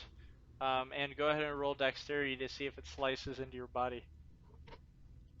Oh, fun. Okay. Okay. You crappy roll. Yeah, you look back and you are not able to in time get out of the way, and this trap does slice into your torso for 9 slashing damage. As soon as that happens, obviously these men at the table are going to hear that a trap went off, and that steel had sliced into someone's body, as you no doubtedly scream or groan from the sound. What are you doing, Jarn? It's not your turn yet. I'm next. Yeah, I'll just clutch my side and say, okay, forget the talking, just get him. Okay, so you clutch your side from the damage, and these shady figures look over to you, immediately stand up from their chairs in shock, seeing that there are people in their little hideout. And then it would be Jarn's turn.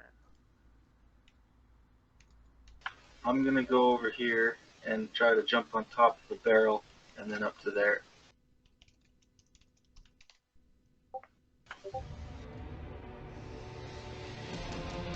Okay. Go ahead and turn that down. Okay, so they do look hostile. As soon as they see you, they begin gritting their teeth and reaching for short swords at their belt. But Jarn is going to jump over. Let's make an athletics roll to see if you're able to jump over the barrel onto that scaffolding or over that railing in one turn. Okay. So yeah, you huff it over the barrel and you're able to leap over the railing, and they now see this armored large figure wielding a glaive right in front of them and look very spooked. This guy is within 10 feet, right? Yes. Looks like it to me. I will attack him. Alright, go ahead and swing that glaive at him. So with the 7, you make a heavy slash, and he's able to dodge out of the way as the wind blows right onto his cowl. But you miss. And next up will be Mouse, as this no-doubted thief swears to himself as he has barely dodged disaster. So go ahead, Mouse. That's me, I don't have to say go ahead. So Mouse is going to definitely take out his hand crossbow, which he had ready from everyone's plan. And he is going to unstealth. He's going to head forward and try to shoot over this railing at the thief. I actually think that would be impossible. It's 5 feet above him, and Jarn's in the way, so he's gonna have to run over here. 5, 10, 15, 20, 25, 30. He's gonna go back here and make a shot at the one directly in front of him. So it's gonna be a +4 for him to shoot that.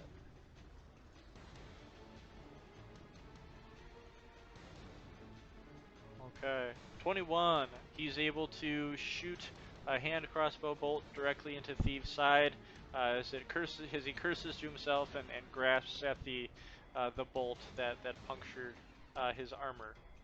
As he deals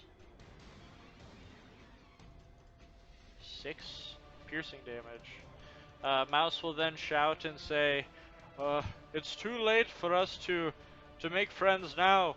We best to get rid of them while we can." And it will then be the thieves' turn. As the one behind him will look panicked, look around on either side, begin breathing heavily, and then just jump up from the table and just punches, just like shoulder bash his way through the door to the other side, and uses an action to slam it closed behind him, and we hear a little bit of a lock. The other thief will look to him and growl curse words as he had been abandoned. And the thief is going to jump over the table and turn it on its side using it as cover. Will that do an attack of opportunity since your range is 10? I think so. As he leaves it, I get an attack, don't I? Yep. Alright, so yeah, go ahead and roll to hit. Nice. Nice. So he leaves it, and you're able to slash him in the back as he leaves, and he lets out a scream. For 5 slashing damage. I'll yell out, "Surrender or die!" Okay. As that echoes through the small chamber, and he cowers behind the table. Alright, and next up will be Marcus. Okay, And the thief is now in half cover. I'm just gonna curse under my breath. I'm gonna run all the way over here. I'm actually gonna take an action and I'm gonna talk to him. And I'm gonna say, "You better just give up. You've been abandoned. There's no hope for you. Your best bet is to stay calm and tell us what's happening right now." At that point, the thief will shakily raise his, stitched together gloves up over the table as he will say, "What are you doing here? What do you want with us? Who told you where to find our hideout?" We're just looking for the source of the smoke, man. Indeed. Are you the origin of the smoke? He will casually look over the table with his little eyeballs that are somewhat hidden by the darkness of his cowl, and say, "We thought that since the smoke was here, that nobody would find their way. Everyone would run and think nobody would hide here behind such deadly smoke. But you numbskulls found us, and now we must do away with you." You did not answer the question. Are you or are you not the origin of the smoke? Do you want to roll to intimidate him? Let me check my charisma first. Okay. You said 16. Yeah, sure. Can I help? Can I like step forward and like kick the table out of the way or something? Since we're still in initiative order, no. Okay. Ah. So what would be your roll to intimidate then? That's just an 8. Okay. I'm going to give you advantage since you definitely do have the help of, he's surrounded and he has been hit. Oh, So it's yeah. going to be that 15. 15. So he would then continue cowering, look around, seeing that there's no one here to help him. And I think then he would just, come out with his hands up. So that will be the end of combat, unless, you guys would try to attack him anyway. But he would limp out from behind the table that he flipped over, and he would say, "Ugh, no, of course not. Of course we didn't cause that smog. We're just members of anyone in Newwater who's looking to make their way in the world. We're hiding here in our hideout. We're a small gang. We're not here to harm you. If you want us to leave here, we will, but we didn't cause this smoke. We're not smart enough for that." Then tell me, how long have you been hiding here? He would look over back to the door again, and he would say, "My companions are no doubt waiting for you. They've no doubt battened down the hatches and are having their weapons ready to try and kill you if you enter forward. If I survive here, I don't imagine what they'd do to me if I were to give you any more information about this place. Just know we're here hiding from the law, as any gang looking to make a living in this wretched port town would be, and we have been found out, it appears." And Jarn's gonna kind of look at the rest of the gang here and say, "Well, perhaps we have to go swimming." yeah, Yennefer is just going to shrug and be like, "Well, not our problem." Don't worry, I do have the necessary tools for our swim. It'll be painless. "We'll give you a little bit of the treasure we have here if you promise to leave us alone and never tell anyone that we were ever down here." Well, we weren't hired to find you, so I don't have a problem with that. Continue what you were doing. I don't care. I'll take some hush money, please. We are looking to make a little gold. That is true. What is everyone's alignment? Oh, Ben, your alignments. I'm true neutral. Oh, really? I honestly don't care. Yep. Is anybody aligned with good? Yennefer is neutral good, but leaning towards chaotic Sure, a little I've been neutral good before. It's a Robin Hood type of character. Chaotic bad good. people. Okay. We're not bad people. We're assholes. It's different. So, Jarn, you Yenfir approach. cares about his friends, but if they're not gonna be endangering us, then he's like, whatever. So Jarn definitely approaches him with that offer. What is it that you're approaching him for? Is there anything that you say as he gives you the offer to leave him be and pretend you never saw him? Just money, please. He would kneel down and start quickly scrounging up all the gold that is at your feet, and he's sort of mumbling to himself, looking back up, looking back down, trying to quickly grab all the gold, and he eventually gets enough of it into this little pouch here, and shakily gives it to you, and he says, "Now leave us be. You'll never see us again." Jarn takes it and turns and leaves. Okay. Roll a roll a d20 to see how much. Well, let's see. Uh, Could there be up to 100 gold in that sack? I would say sure. Roll a d100 to There see how much should gold be. that you get from him. It's a larger sack. It's definitely not like a little coin purse. Okay, cool. So you're able to scrounge up 37 gold from this thief as he limps to the door and starts banging on it. "Brethren, let me in! They're leaving!" And there's no response as he continues to bang on the door. Were they playing cards or something? Yeah, there's like poker chips and playing cards scattered on the floor now as well. I take like one of the aces just to fuck up their Nice. card deck. You are able to find an ace of clubs, and you You take it evil with you. son of a.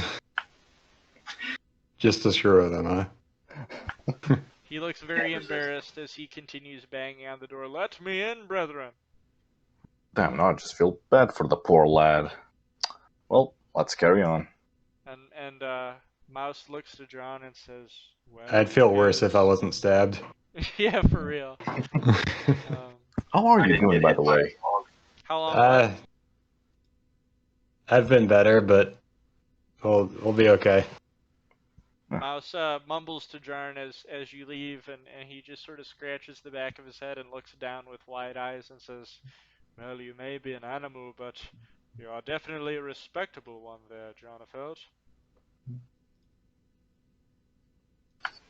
Thank you, Fancy Pants. Indeed, indeed. Let us see if we can find the source of this so that we can get out of here and get paid. Jarn walks past the other three. He gives them each 9 gold pieces. Thank you. That's Nice. very kind. Including Fancy Pants? Yes, even Fancy Pants. Even Fancy Pants.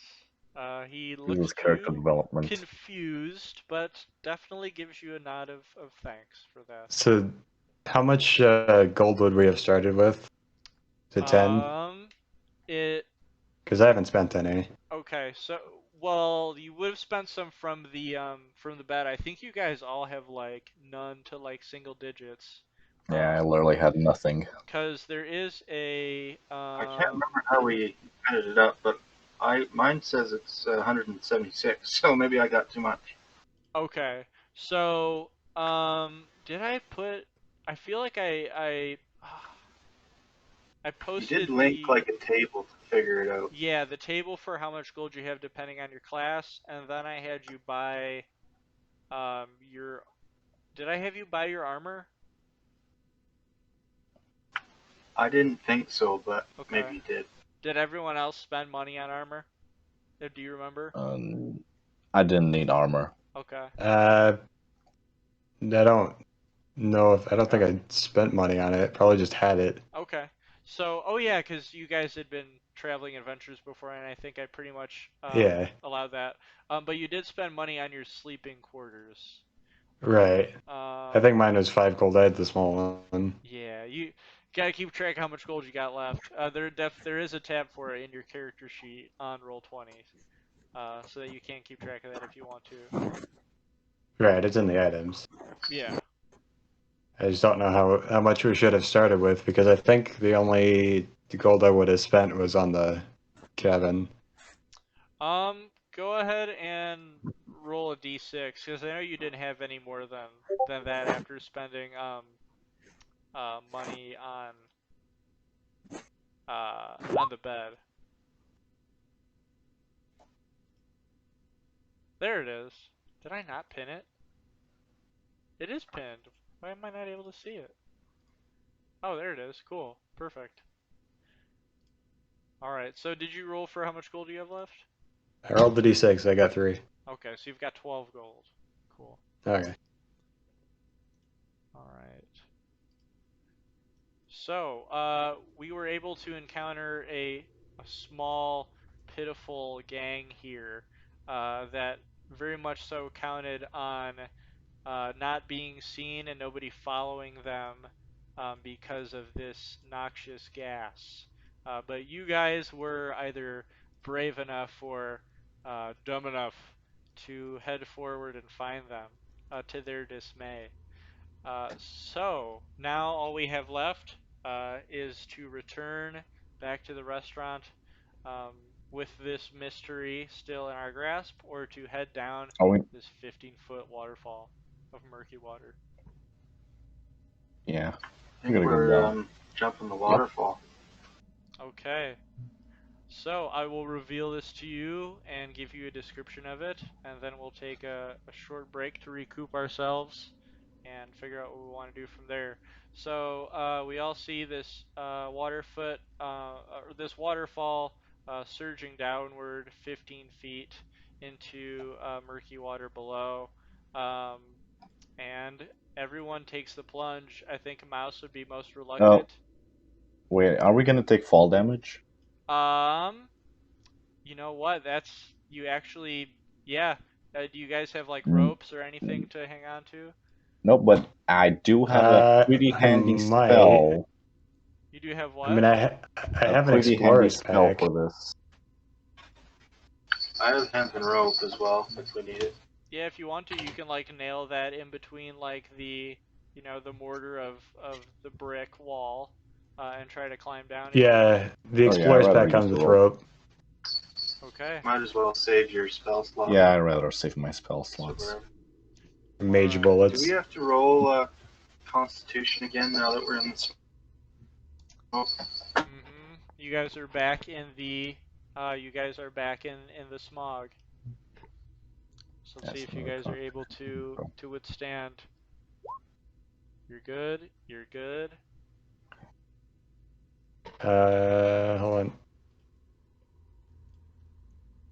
Why is this not? Oh, there it goes. Mouse is good again. Everyone's good. Okay, so you guys, being subjected to it before, are able to withstand it. You do cough, you do feel burning in your lungs, you feel a little nauseous, but the exhaustion effects have withered away. So we now have a rope that Yinfir was able to pull out of his explorer's pack and nail to um, a loose part of this cobblestone wall. And you guys are going to have to either roll um, athletics or acrobatics to descend with this rope.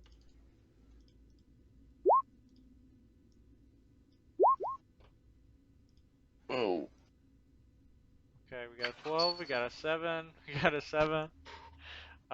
So, um, Jarn, as you go down the rope, you do slip. The waterfall does drag you down, and you fall 15 feet. So every 10 feet is a d6 of damage. So you take 4 bludgeoning damage hitting the hard cobblestone at the bottom of this waterfall, and you are prone. As we hear the clanking of his heavy armor splashing into the shallow water. And next up, And a then, lot of cursing. yeah, Marcus will also slip and fall. I will roll a d6 for you as well, as you Ouch. take 5 bludgeoning damage, smashing into the cobblestone below. Oh, Prone. that was my best moment. Did I roll for? No, I did not. Does he have any bonus to? Nope. It's just a regular old roll for mouse. All right, 19. He makes Wow. a display of very elegantly climbing down the rope, and he stops right in front of Jarn, looks down, and says, "It appears you need a lift from me now." As he just hops over your body and reaches a hand out as he kneels down to offer you up. And Yinfir is also able to elegantly climb his way down and hop down in the shallow water with a splash. You two okay? Yeah, nothing we can't recover from. And I'll help Marcus up if he needs it. Ah, yes, thank you. Would Jarn accept Oh. help from Mouse? No. He gets up himself and says he's fallen farther out of bed. I see. I see, he would say, and steps back, um, knowingly. Okay, you guys. So, we all are up. We wipe ourselves off of the muck and the grime that we fell down. Um, and the rope is still holding steady into the rock that we placed it in. We've come to a sort of like central chamber here. We've got four cracked and barely standing stone columns that are holding up this chamber. We have another staircase that ascends up to a fragile, rotted wooden door, and eerily enough, we see a steel portcullis. Well, not portcullis because it can't raise, but like sewer bars that seem to have been just like bashed through very easily as the bars just you know uh, go from end to end as it looks something just bashed right through them. And we see nothing but darkness on the other end. And in the very center of the chamber is just this gross pile of trash that has accumulated in the center of this area. The ceiling is about, I would say, 25 feet high, but it is a very cramped little center atrium. And when we come back from our break, we will see what's going on in here and journey forward to the mystery of the noxious gas. We are in this chamber that I had described. Things are eerily silent, and there is this, as I said, this strange busted open steel, barred sewer entrance here, as well as that rotted wooden door. Any ideas initially as we come down here? We do still have our rope. If you guys did want to make sure it's attached, just in case we wanted to try to head back up a roaring, um, you know, waterfall, which would definitely be difficult. But what do we do in this situation? Is the smell coming from the piles of trash?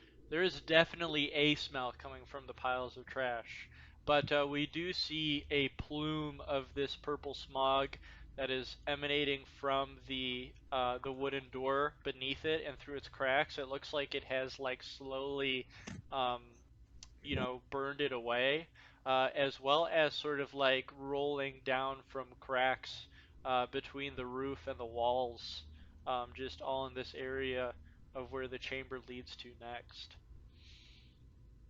Yeah, I'll just motion that direction and say, I think that's the way we need to go.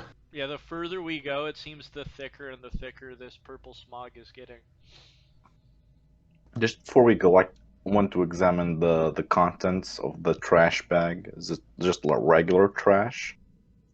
It's just like an assortment of like you can assume it's the restaurants like garbage and food mixed in with whatever like was already down here that is just like congealed together into this like mass of disgusting garbage. Um, Ugh, so I have to Jarn, talk to him about this.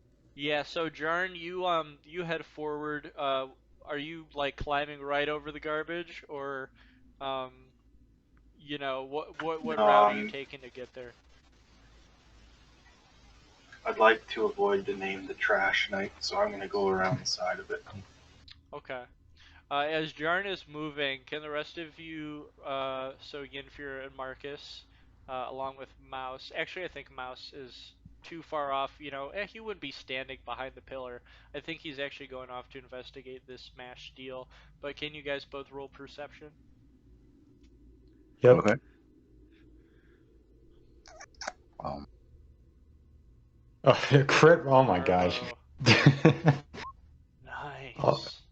Perfect. oh my god. I'm the So, one with Perfect. proficiency. I should see stuff. so You have been Marcus, fired. as Jarn sloshes, trying to avoid the garbage, but still like it's like weeds at his feet.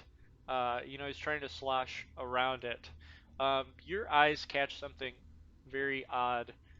Behind this column, there is something that is like wrapping itself Which one? around. The one right in front of you.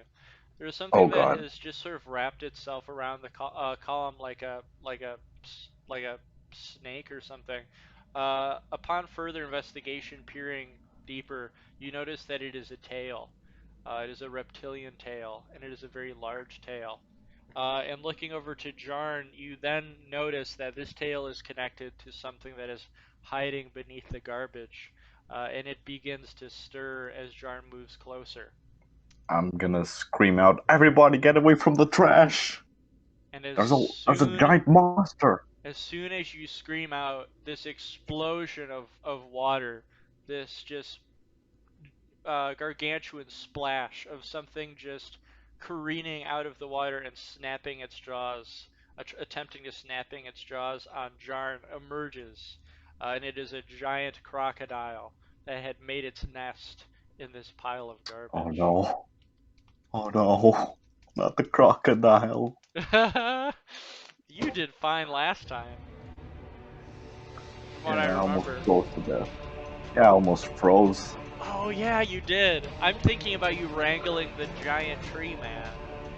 Yeah. But that's a story Yeah, that for was epic. another time. Hmm. So, Jarn, as you're sloshing through the garbage, you turn and you see the jaws of a giant crocodile, uh, wide agape open with snarling teeth that are, long and covered in slime, careening towards you. And it's going to have advantage to hit you from this sneak attack or surprise attack. Let me go ahead and make sure I've got the proper sheet here. Giant crocodile. Hmm. Oh, just kidding. It's not a giant. Giant crocodiles are actually huge. So this is a regular crocodile. So let's go ahead and make that bite attack. It's going to have advantage.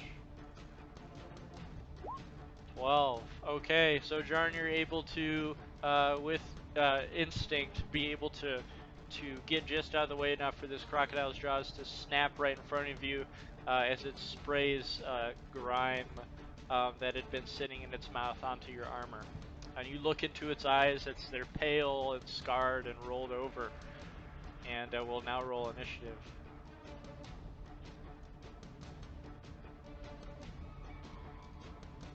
Jesus Christ. Of course there's a crocodile in the sewers, of Of course course. there is.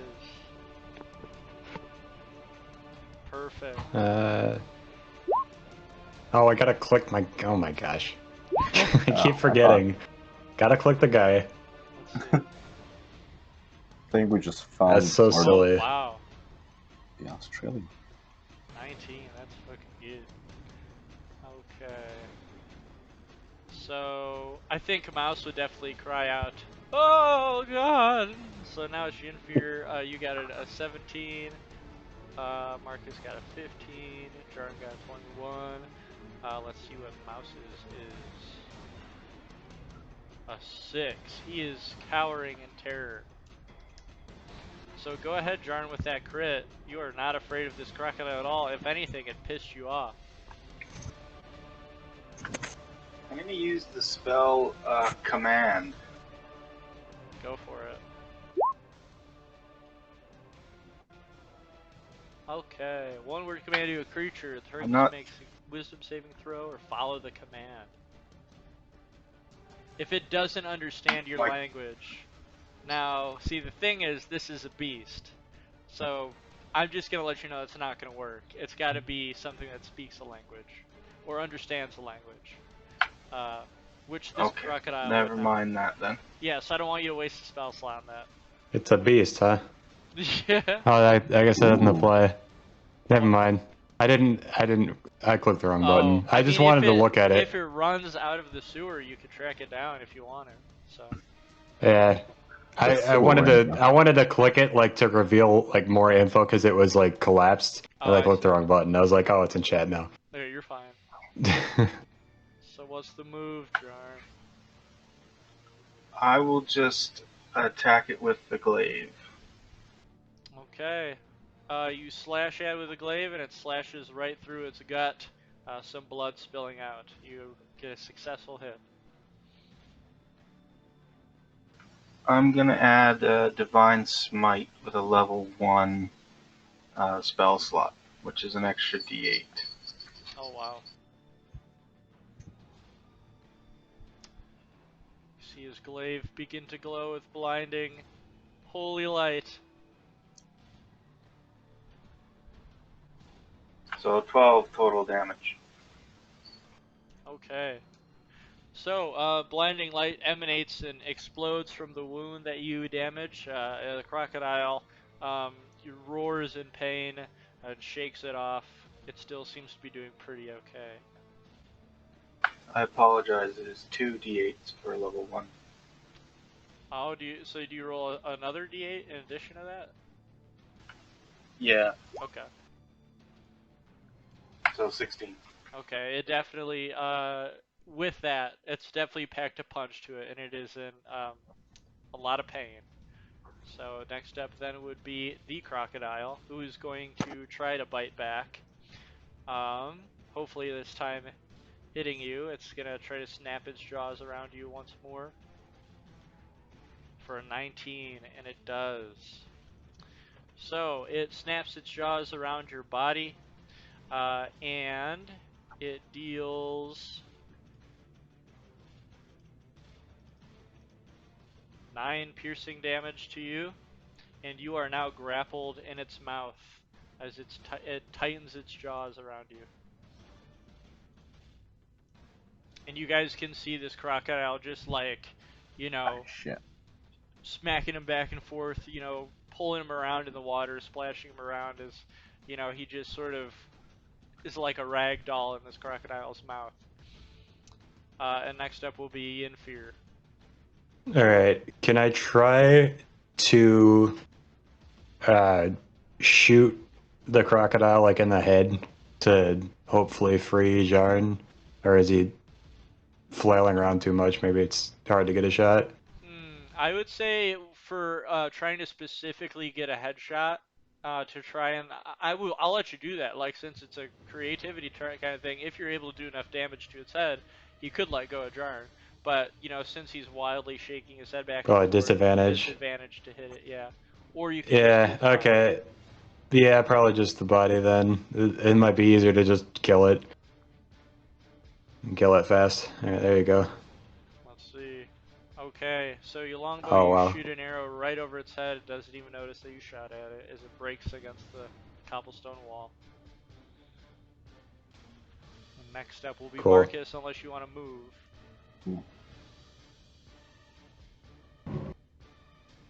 No, I don't think I need them. Well, I guess I can get myself in a bit of a safer spot since don't need to be close to it to shoot. Okay. Next up then will be Marcus. What's the move, Magic Man? I like your funny words, Magic Man.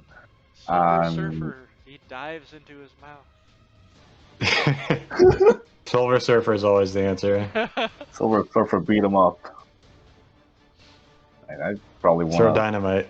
kinda. Silver. Yeah, I spawn fake Silver dynamite. Surfer and a surfboard, and he just spins like surfs around this chamber in circles for the duration of combat. To Gonna inspire you. conjure Crocodile Dundee. Yeah. So you move. I'm gonna shuffle over this way here. This garbage pile, by the way, it rises 3 feet above the water, and Oh, your god feet damn are it. 2 feet into it. Oh, Wait, I was here, so So it would serve as cover. You can see the crocodile's large body, flailing. well, I guess I should have moved the other way then. I didn't realize it gave cover. I'm gonna try and shuffle my way over here, and I'm gonna pull a twig out of my pockets, and I'm gonna cast Okay. a witch bolt. Does it consume the twig, or can you just use it over and over again? I can just use it over. Okay. Remember your spell components, guys. I thought it was going to be 6 to snakes for a second. Would have been funny. The best spell. Okay. A beam of crackling blue energy lances out toward a creature within range. Range spell attack. I have to make a ranged spell attack. Well, that one's going to be a d20 plus 5. No, that's not what I wanted. Do you get a bonus to that?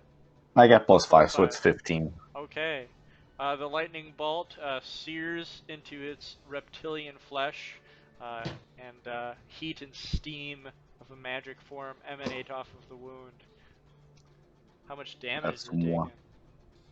Alright, that's 1d12 of damage. Just a d12. And it's 4. That's 4 points of damage.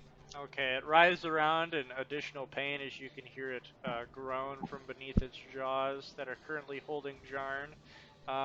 It is not in good shape, but it is definitely able to fight back still. It's just a regular old crocodile, not a giant crocodile.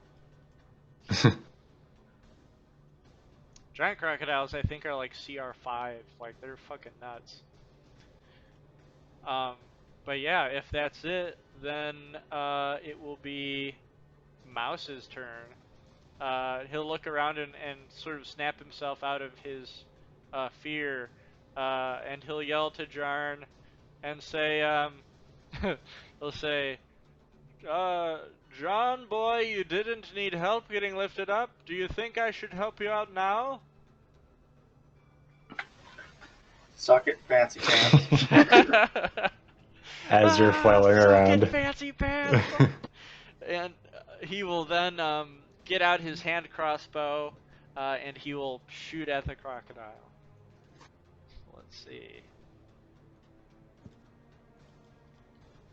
For a 14, and he does hit as the bolt embeds itself in the flesh of the crocodile, dealing 1d6 plus 2, 5 piercing damage. And the crocodile is now struggling to continue thrashing around. I'll say, Jarn, with your DC to get out of it, since it's really weak, you can have advantage to get out because this thing's dying now. So next up will be Jarn. What do I have to roll to get out? You have to roll a DC 12 strength roll.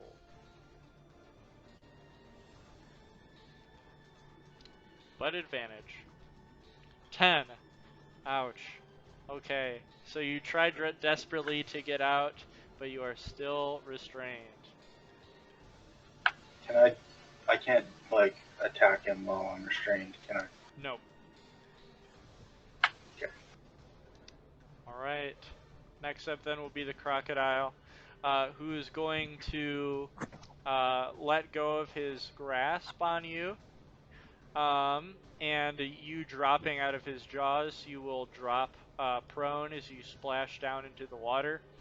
And he is going to just trample over you as he heads toward Marcus, the last thing that hit him.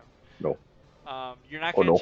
you're not gonna take any damage from it. You're able to shield, yourself, and his feet are able to trample to the left and right of you without injuring you. But Marcus, it's going to come barreling towards you with its jaws agape and grime and slime Bad boy. like dripping out of it. Bad boy.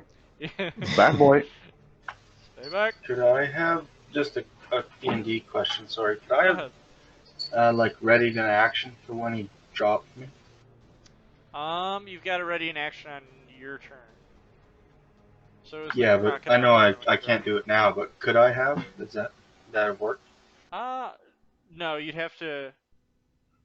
Are you saying like readied in action while you were trying to get out, like on your turn? Yeah, while I was grappled my last turn, Yeah, I would could I say have readied you in would have been action able to if do I? that. Okay, cool. Yeah, that's a possibility.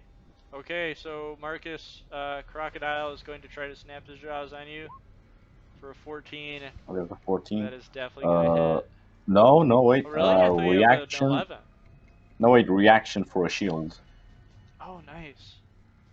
+5 bonus. That's a Oh, that's 16. awesome. All right, so he proceeds to try to snap his jaws down. You know, you lift your hands forward, and a big like magic bubble appears in front of you, and the jaws just like get repelled by that magic. The Bad boy. the crocodile looking very confused as to Bad why touch. he wasn't able to hit you. Next up then will be Infear. All right. We'll shoot. There's not much else I can do, I don't think. Okay. Oh, come on. That's perfect. You embed yourself. You embed the crossbow in his flesh. Crossbow bolt. The longbow arrow. Yeah. I got you. You shoot him with an arrow. Yeah. Yeah. That's not There we go. for real. Holy Christ. Okay. God. I So finally rolled a good one. so Hey. It happened. with the crocodile trying desperately to break this like magic bubble with his jaws, you are able to shoot him right between the eyeballs, and it just goes deep into his skull. And as soon as that happens, the crocodile goes limp. And Marcus, you can see through your bubble his teeth slowly grind down to the bottom, and the crocodile just splashes flat into the water with a final gurgle and dies. Yeah. Yeah, that's what I That thought. was exciting. That was. Yes, that's one way to put it. I do have to thank you. I thought I was going to be crocodile food for a moment. Yeah, Thank anytime. you. I guess I owe you one now. You're welcome for the help, Jonafeld. Suck it, fancy pants. You okay over there, Jordan?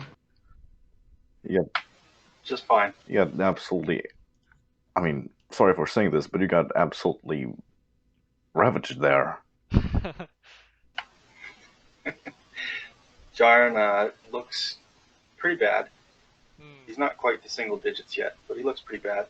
What are you at But now? he is putting on a brave face because he doesn't like fancy pants very much. Aw. Come on, let me help you up. I gotta help Just him some up. friendly hazing there, Jonafeld. How much health are you? Oh, you're at 12. Jeez, okay.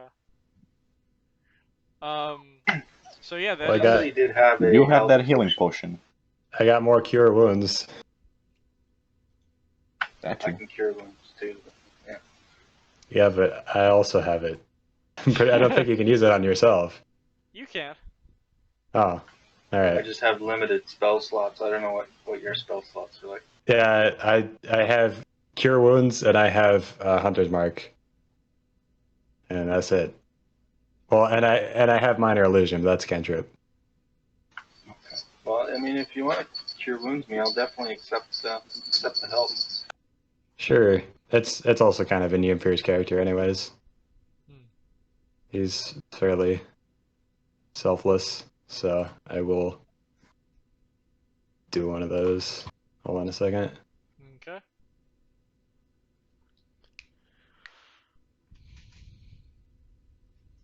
Oh yeah, it's a D. What is it? D8. D8 plus 4. Oh, okay. I tried. 7. 7.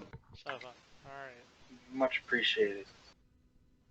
Mouse would climb over the dead crocodile and say, "Well, hazing aside, I am glad you're all right, Jonathan.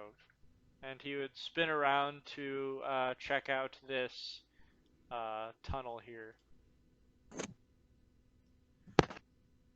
And looking into it, he would notice that um, the crocodile seemed to, I think it would be able to be deciphered that the crocodile came through this chamber because it has left a large hole, and whatever was left of the ceiling had since collapsed. And Mouse would look around and say, I think it's safe to deduce that this crocodile had trapped itself in this chamber upon emerging through. Unfortunately, the pile of garbage here must have been the only food it was able to nourish itself with. What a pity. That would be the logical conclusion, yes? No matter it I feel launched no at us. pity for this beast. It did try to kill you. But I can understand why, I suppose. Oh well, you do what you gotta do. Jarn is going to sort of sling his glaive and take out his sword and shield. He's determined that defense might be better than offense. Well, it seems all that there's left to do is return from whence we came, or venture further through that rotted door. See where this... Well, the smoke is coming from there. It'd be a shame to leave now. Yes, We've indeed. gotten so far. It appears to be much thicker than it was anywhere else in this chamber. I'll do the dirty work this time around. Let me go ahead and give it a peek. And that barrel seems to be relatively intact. If anyone was wanting Is that to a hint peek we should into look it. inside the barrel? It's possible. They're there to hold stuff in them if you guys wanted to investigate around and see if anything was worthwhile. Jarn will look in the barrel. Okay. Go and roll investigation then.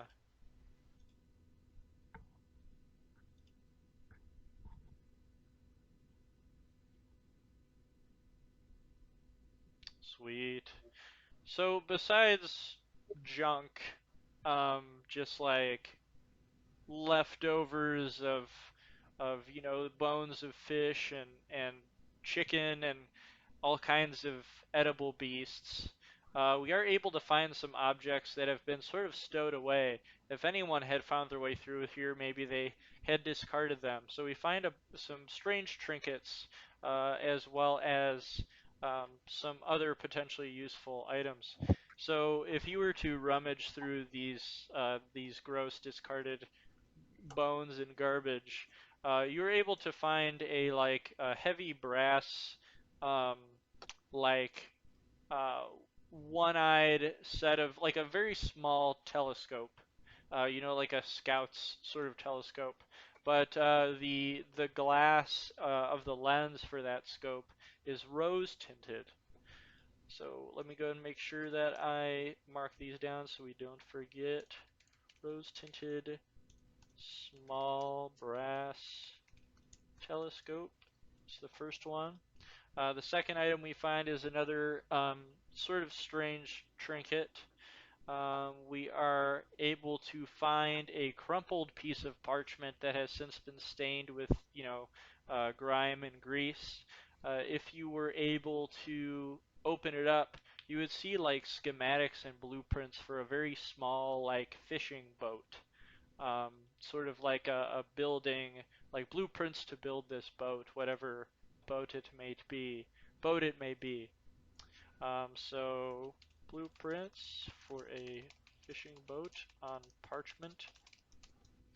And in addition to that, we are able to find um, a magic item. So let's see here. Okay, so we're able to find like an elixir in a larger corked vial, where it's thin at the top and then it widens out. And this is um, like a glowing yellowy orange liquid that the orange and the yellow don't really mix with each other very well, and they're just sort of like spiraling uh, in the vial. So yellow orange liquid uh, liquid filled um, potion. They're not weapons or anything, so John's not terribly interested. So he just sort of hands them over his shoulder to Marcus. No, I'm assuming you want me to investigate these. Very well. Correct. If you like, Yeah. see if you can decipher anything magic about him. If you want to roll Arcana, I'm assuming that's Yeah, what you yeah. wanted to do. Yeah, I'll do the rose-tinted telescope first. Okay. Come on, Marcus. Come on, Marcus. 23. Okay. Cool. So it's a very simple magic item. Whatever you find, um, it's got like an illusion of mending kind of ability to it.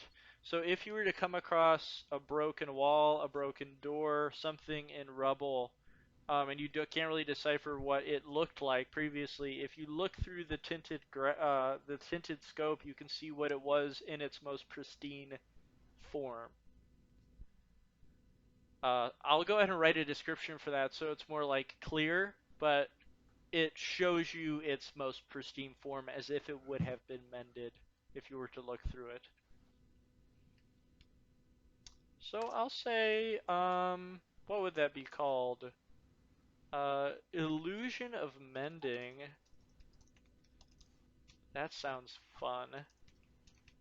Illusion of mending telescope. Boop. Uh, you can roll for the second item. Yep. The blueprints. Oh, wait, I don't want the blueprints. The yellow-orange. Okay, cool. The vial. I don't need to do the blueprints. Yeah, I think that's safe. 13. Yeah, with the 13, you were able to decipher that this is something called, something you're familiar with called an elixir of madness. When you drink this No. potion, you can end one of the following conditions afflicting you: charmed, frightened, incapacitated, or stunned. Cool. That This is what can you know about be it. quite handy. Okay. Yellow-orange liquid-filled potion. I'm I gonna will hand it tell you to... with a 13, you would be able to decipher that that is not nearly everything about it. There's something mysterious about the potion that you can't really decipher about it, but that is what you know. Okay. In that case, I'm just gonna say this elixir grants you the ability to end any condition. Yeah, I'm just gonna repeat what you said, and I'm gonna give it to Jarn. I'm gonna say, but I still don't know what it truly does. So you might only want to use it if you really, really have to. Be careful with it. Okay. John nods. This telescope, however, is quite interesting. It seems to be some sort of illusionary mending. It pretends to fix things, but they don't really get fixed. For example, that broken pillar over there. I'm gonna look at it through the telescope, and I'm assuming it will be restored. But Yes. not really restored, but from where I can see it, it would be restored. And if you were to look through it, you would see it is pristine, smooth, just like almost marble, expertly crafted stone. And it would have like engravings on it, like artistic engravings, but once again, leaving the telescope, it is just nearly a pile of rubble stacked on top of stone. Interesting. Would you lads please give me maybe a couple of minutes for me to investigate something? And since I have done that now, I kind of want to use the telescope and just check around the pillars if there's anything interesting. Okay. So checking around the room, you would see that pretty much all the pillars are pretty much the same. Um, expertly crafted. They've got some like artistic etchings and carvings in them, but other than that, they don't really seem to have any, special attributes to them at all. Okay. I'm gonna use the telescope to look through the broken gates Cool. and all the Oh, rubble. cool. So, looking through the gate, you see, a steel strong portcullis sewer gate, and you are able to see the rubble is gone. It is a long hallway, and you can see light at the end of the hallway. It seems that this chamber would have gone straight out into a body of water. You don't know if it's like a pond or, the sea itself Interesting. or a river that goes Okay. through the city. I'll go back to the group. Do any of you mind if I keep this lovely telescope? It's all yours, man. Lovely. Sure. A fine beauty. Very nice. Mouse will just slightly tap the door, and just with a very small tap, it will, easily creak open. Um, and he will say, "Well, not much effort to get through here, if we were willing to venture forward." Just lead the way, fancy pants. Yes, of course. Uh, Crocodile meat, and he will skip forward. So, if we were to head forward, and I'll have us end on a little uh, introduction of things to come, we would see now it is very hard to see the path in front of us. This seems to be the source of the fog. We've got very limited visibility here. I would say you guys can only see about 30 feet in front of you. Um, but in the 30 feet that we do see a rusted steel portcullis. We're in a very cramped room. The ceiling is probably about only 10 feet high here. And we do see a wooden crank that is pretty rotted away, but we can see that there's like a coil of chain around it. Um, and, it seems to be connected to a sort of mechanism. If we were to look through this portcullis, we would see standing water, and we would hear the rushing of water um, through sewer grates. So let me go ahead and show you what you would see here. I would say you would have about 60 feet of vision. I think that would be safe. 30 feet is a little thick. So let me show what we've got here. So this is like a main atrium area. We've got 3 different sources of water being pumped into here from, different parts of the city. Trash and grime and garbage are seeping through the small grates. And we once again have like smaller piles of garbage that are scattered around this room. 4 more sort of ruined stone um, uh, pillars that are holding up this room. This room's about 25 feet high, and we do see there's like a little beam of light coming down from the center of the room, as if some sewer grate very high up, we're lighting it below. And of course, at the very end of the chamber, we do see um, another rusted steel not staircase, ladder that might lead back up to, um, you know, somewhere above ground. Is there smoke in that main chamber? Like a lot of this poisonous gas? It seems to be emanating directly from beneath the water. Like this Hmm. is the source. It is at its thickest point here, and it is at its strongest point here. Well, seems like we found our origin. I feel like the lever kind of looks interesting. Yeah. Yeah, Jarn will crank that lever. Okay. Natural born lever puller. Nice. All right, so you begin cranking the lever. It is at first resistant to budge, but eventually, once you gain momentum, the the portcullis begins slowly raising, creaking and screeching against the stone walls, and just slowly jutting up with resistance. But eventually, you are able to bring it all the way up to the ceiling, revealing this chamber ahead of you. And we will then discover what is to find below this water, as we now have discovered the source of this toxic fog when we return 2 weeks from now. So, thank you all for venturing into this mysterious sewer.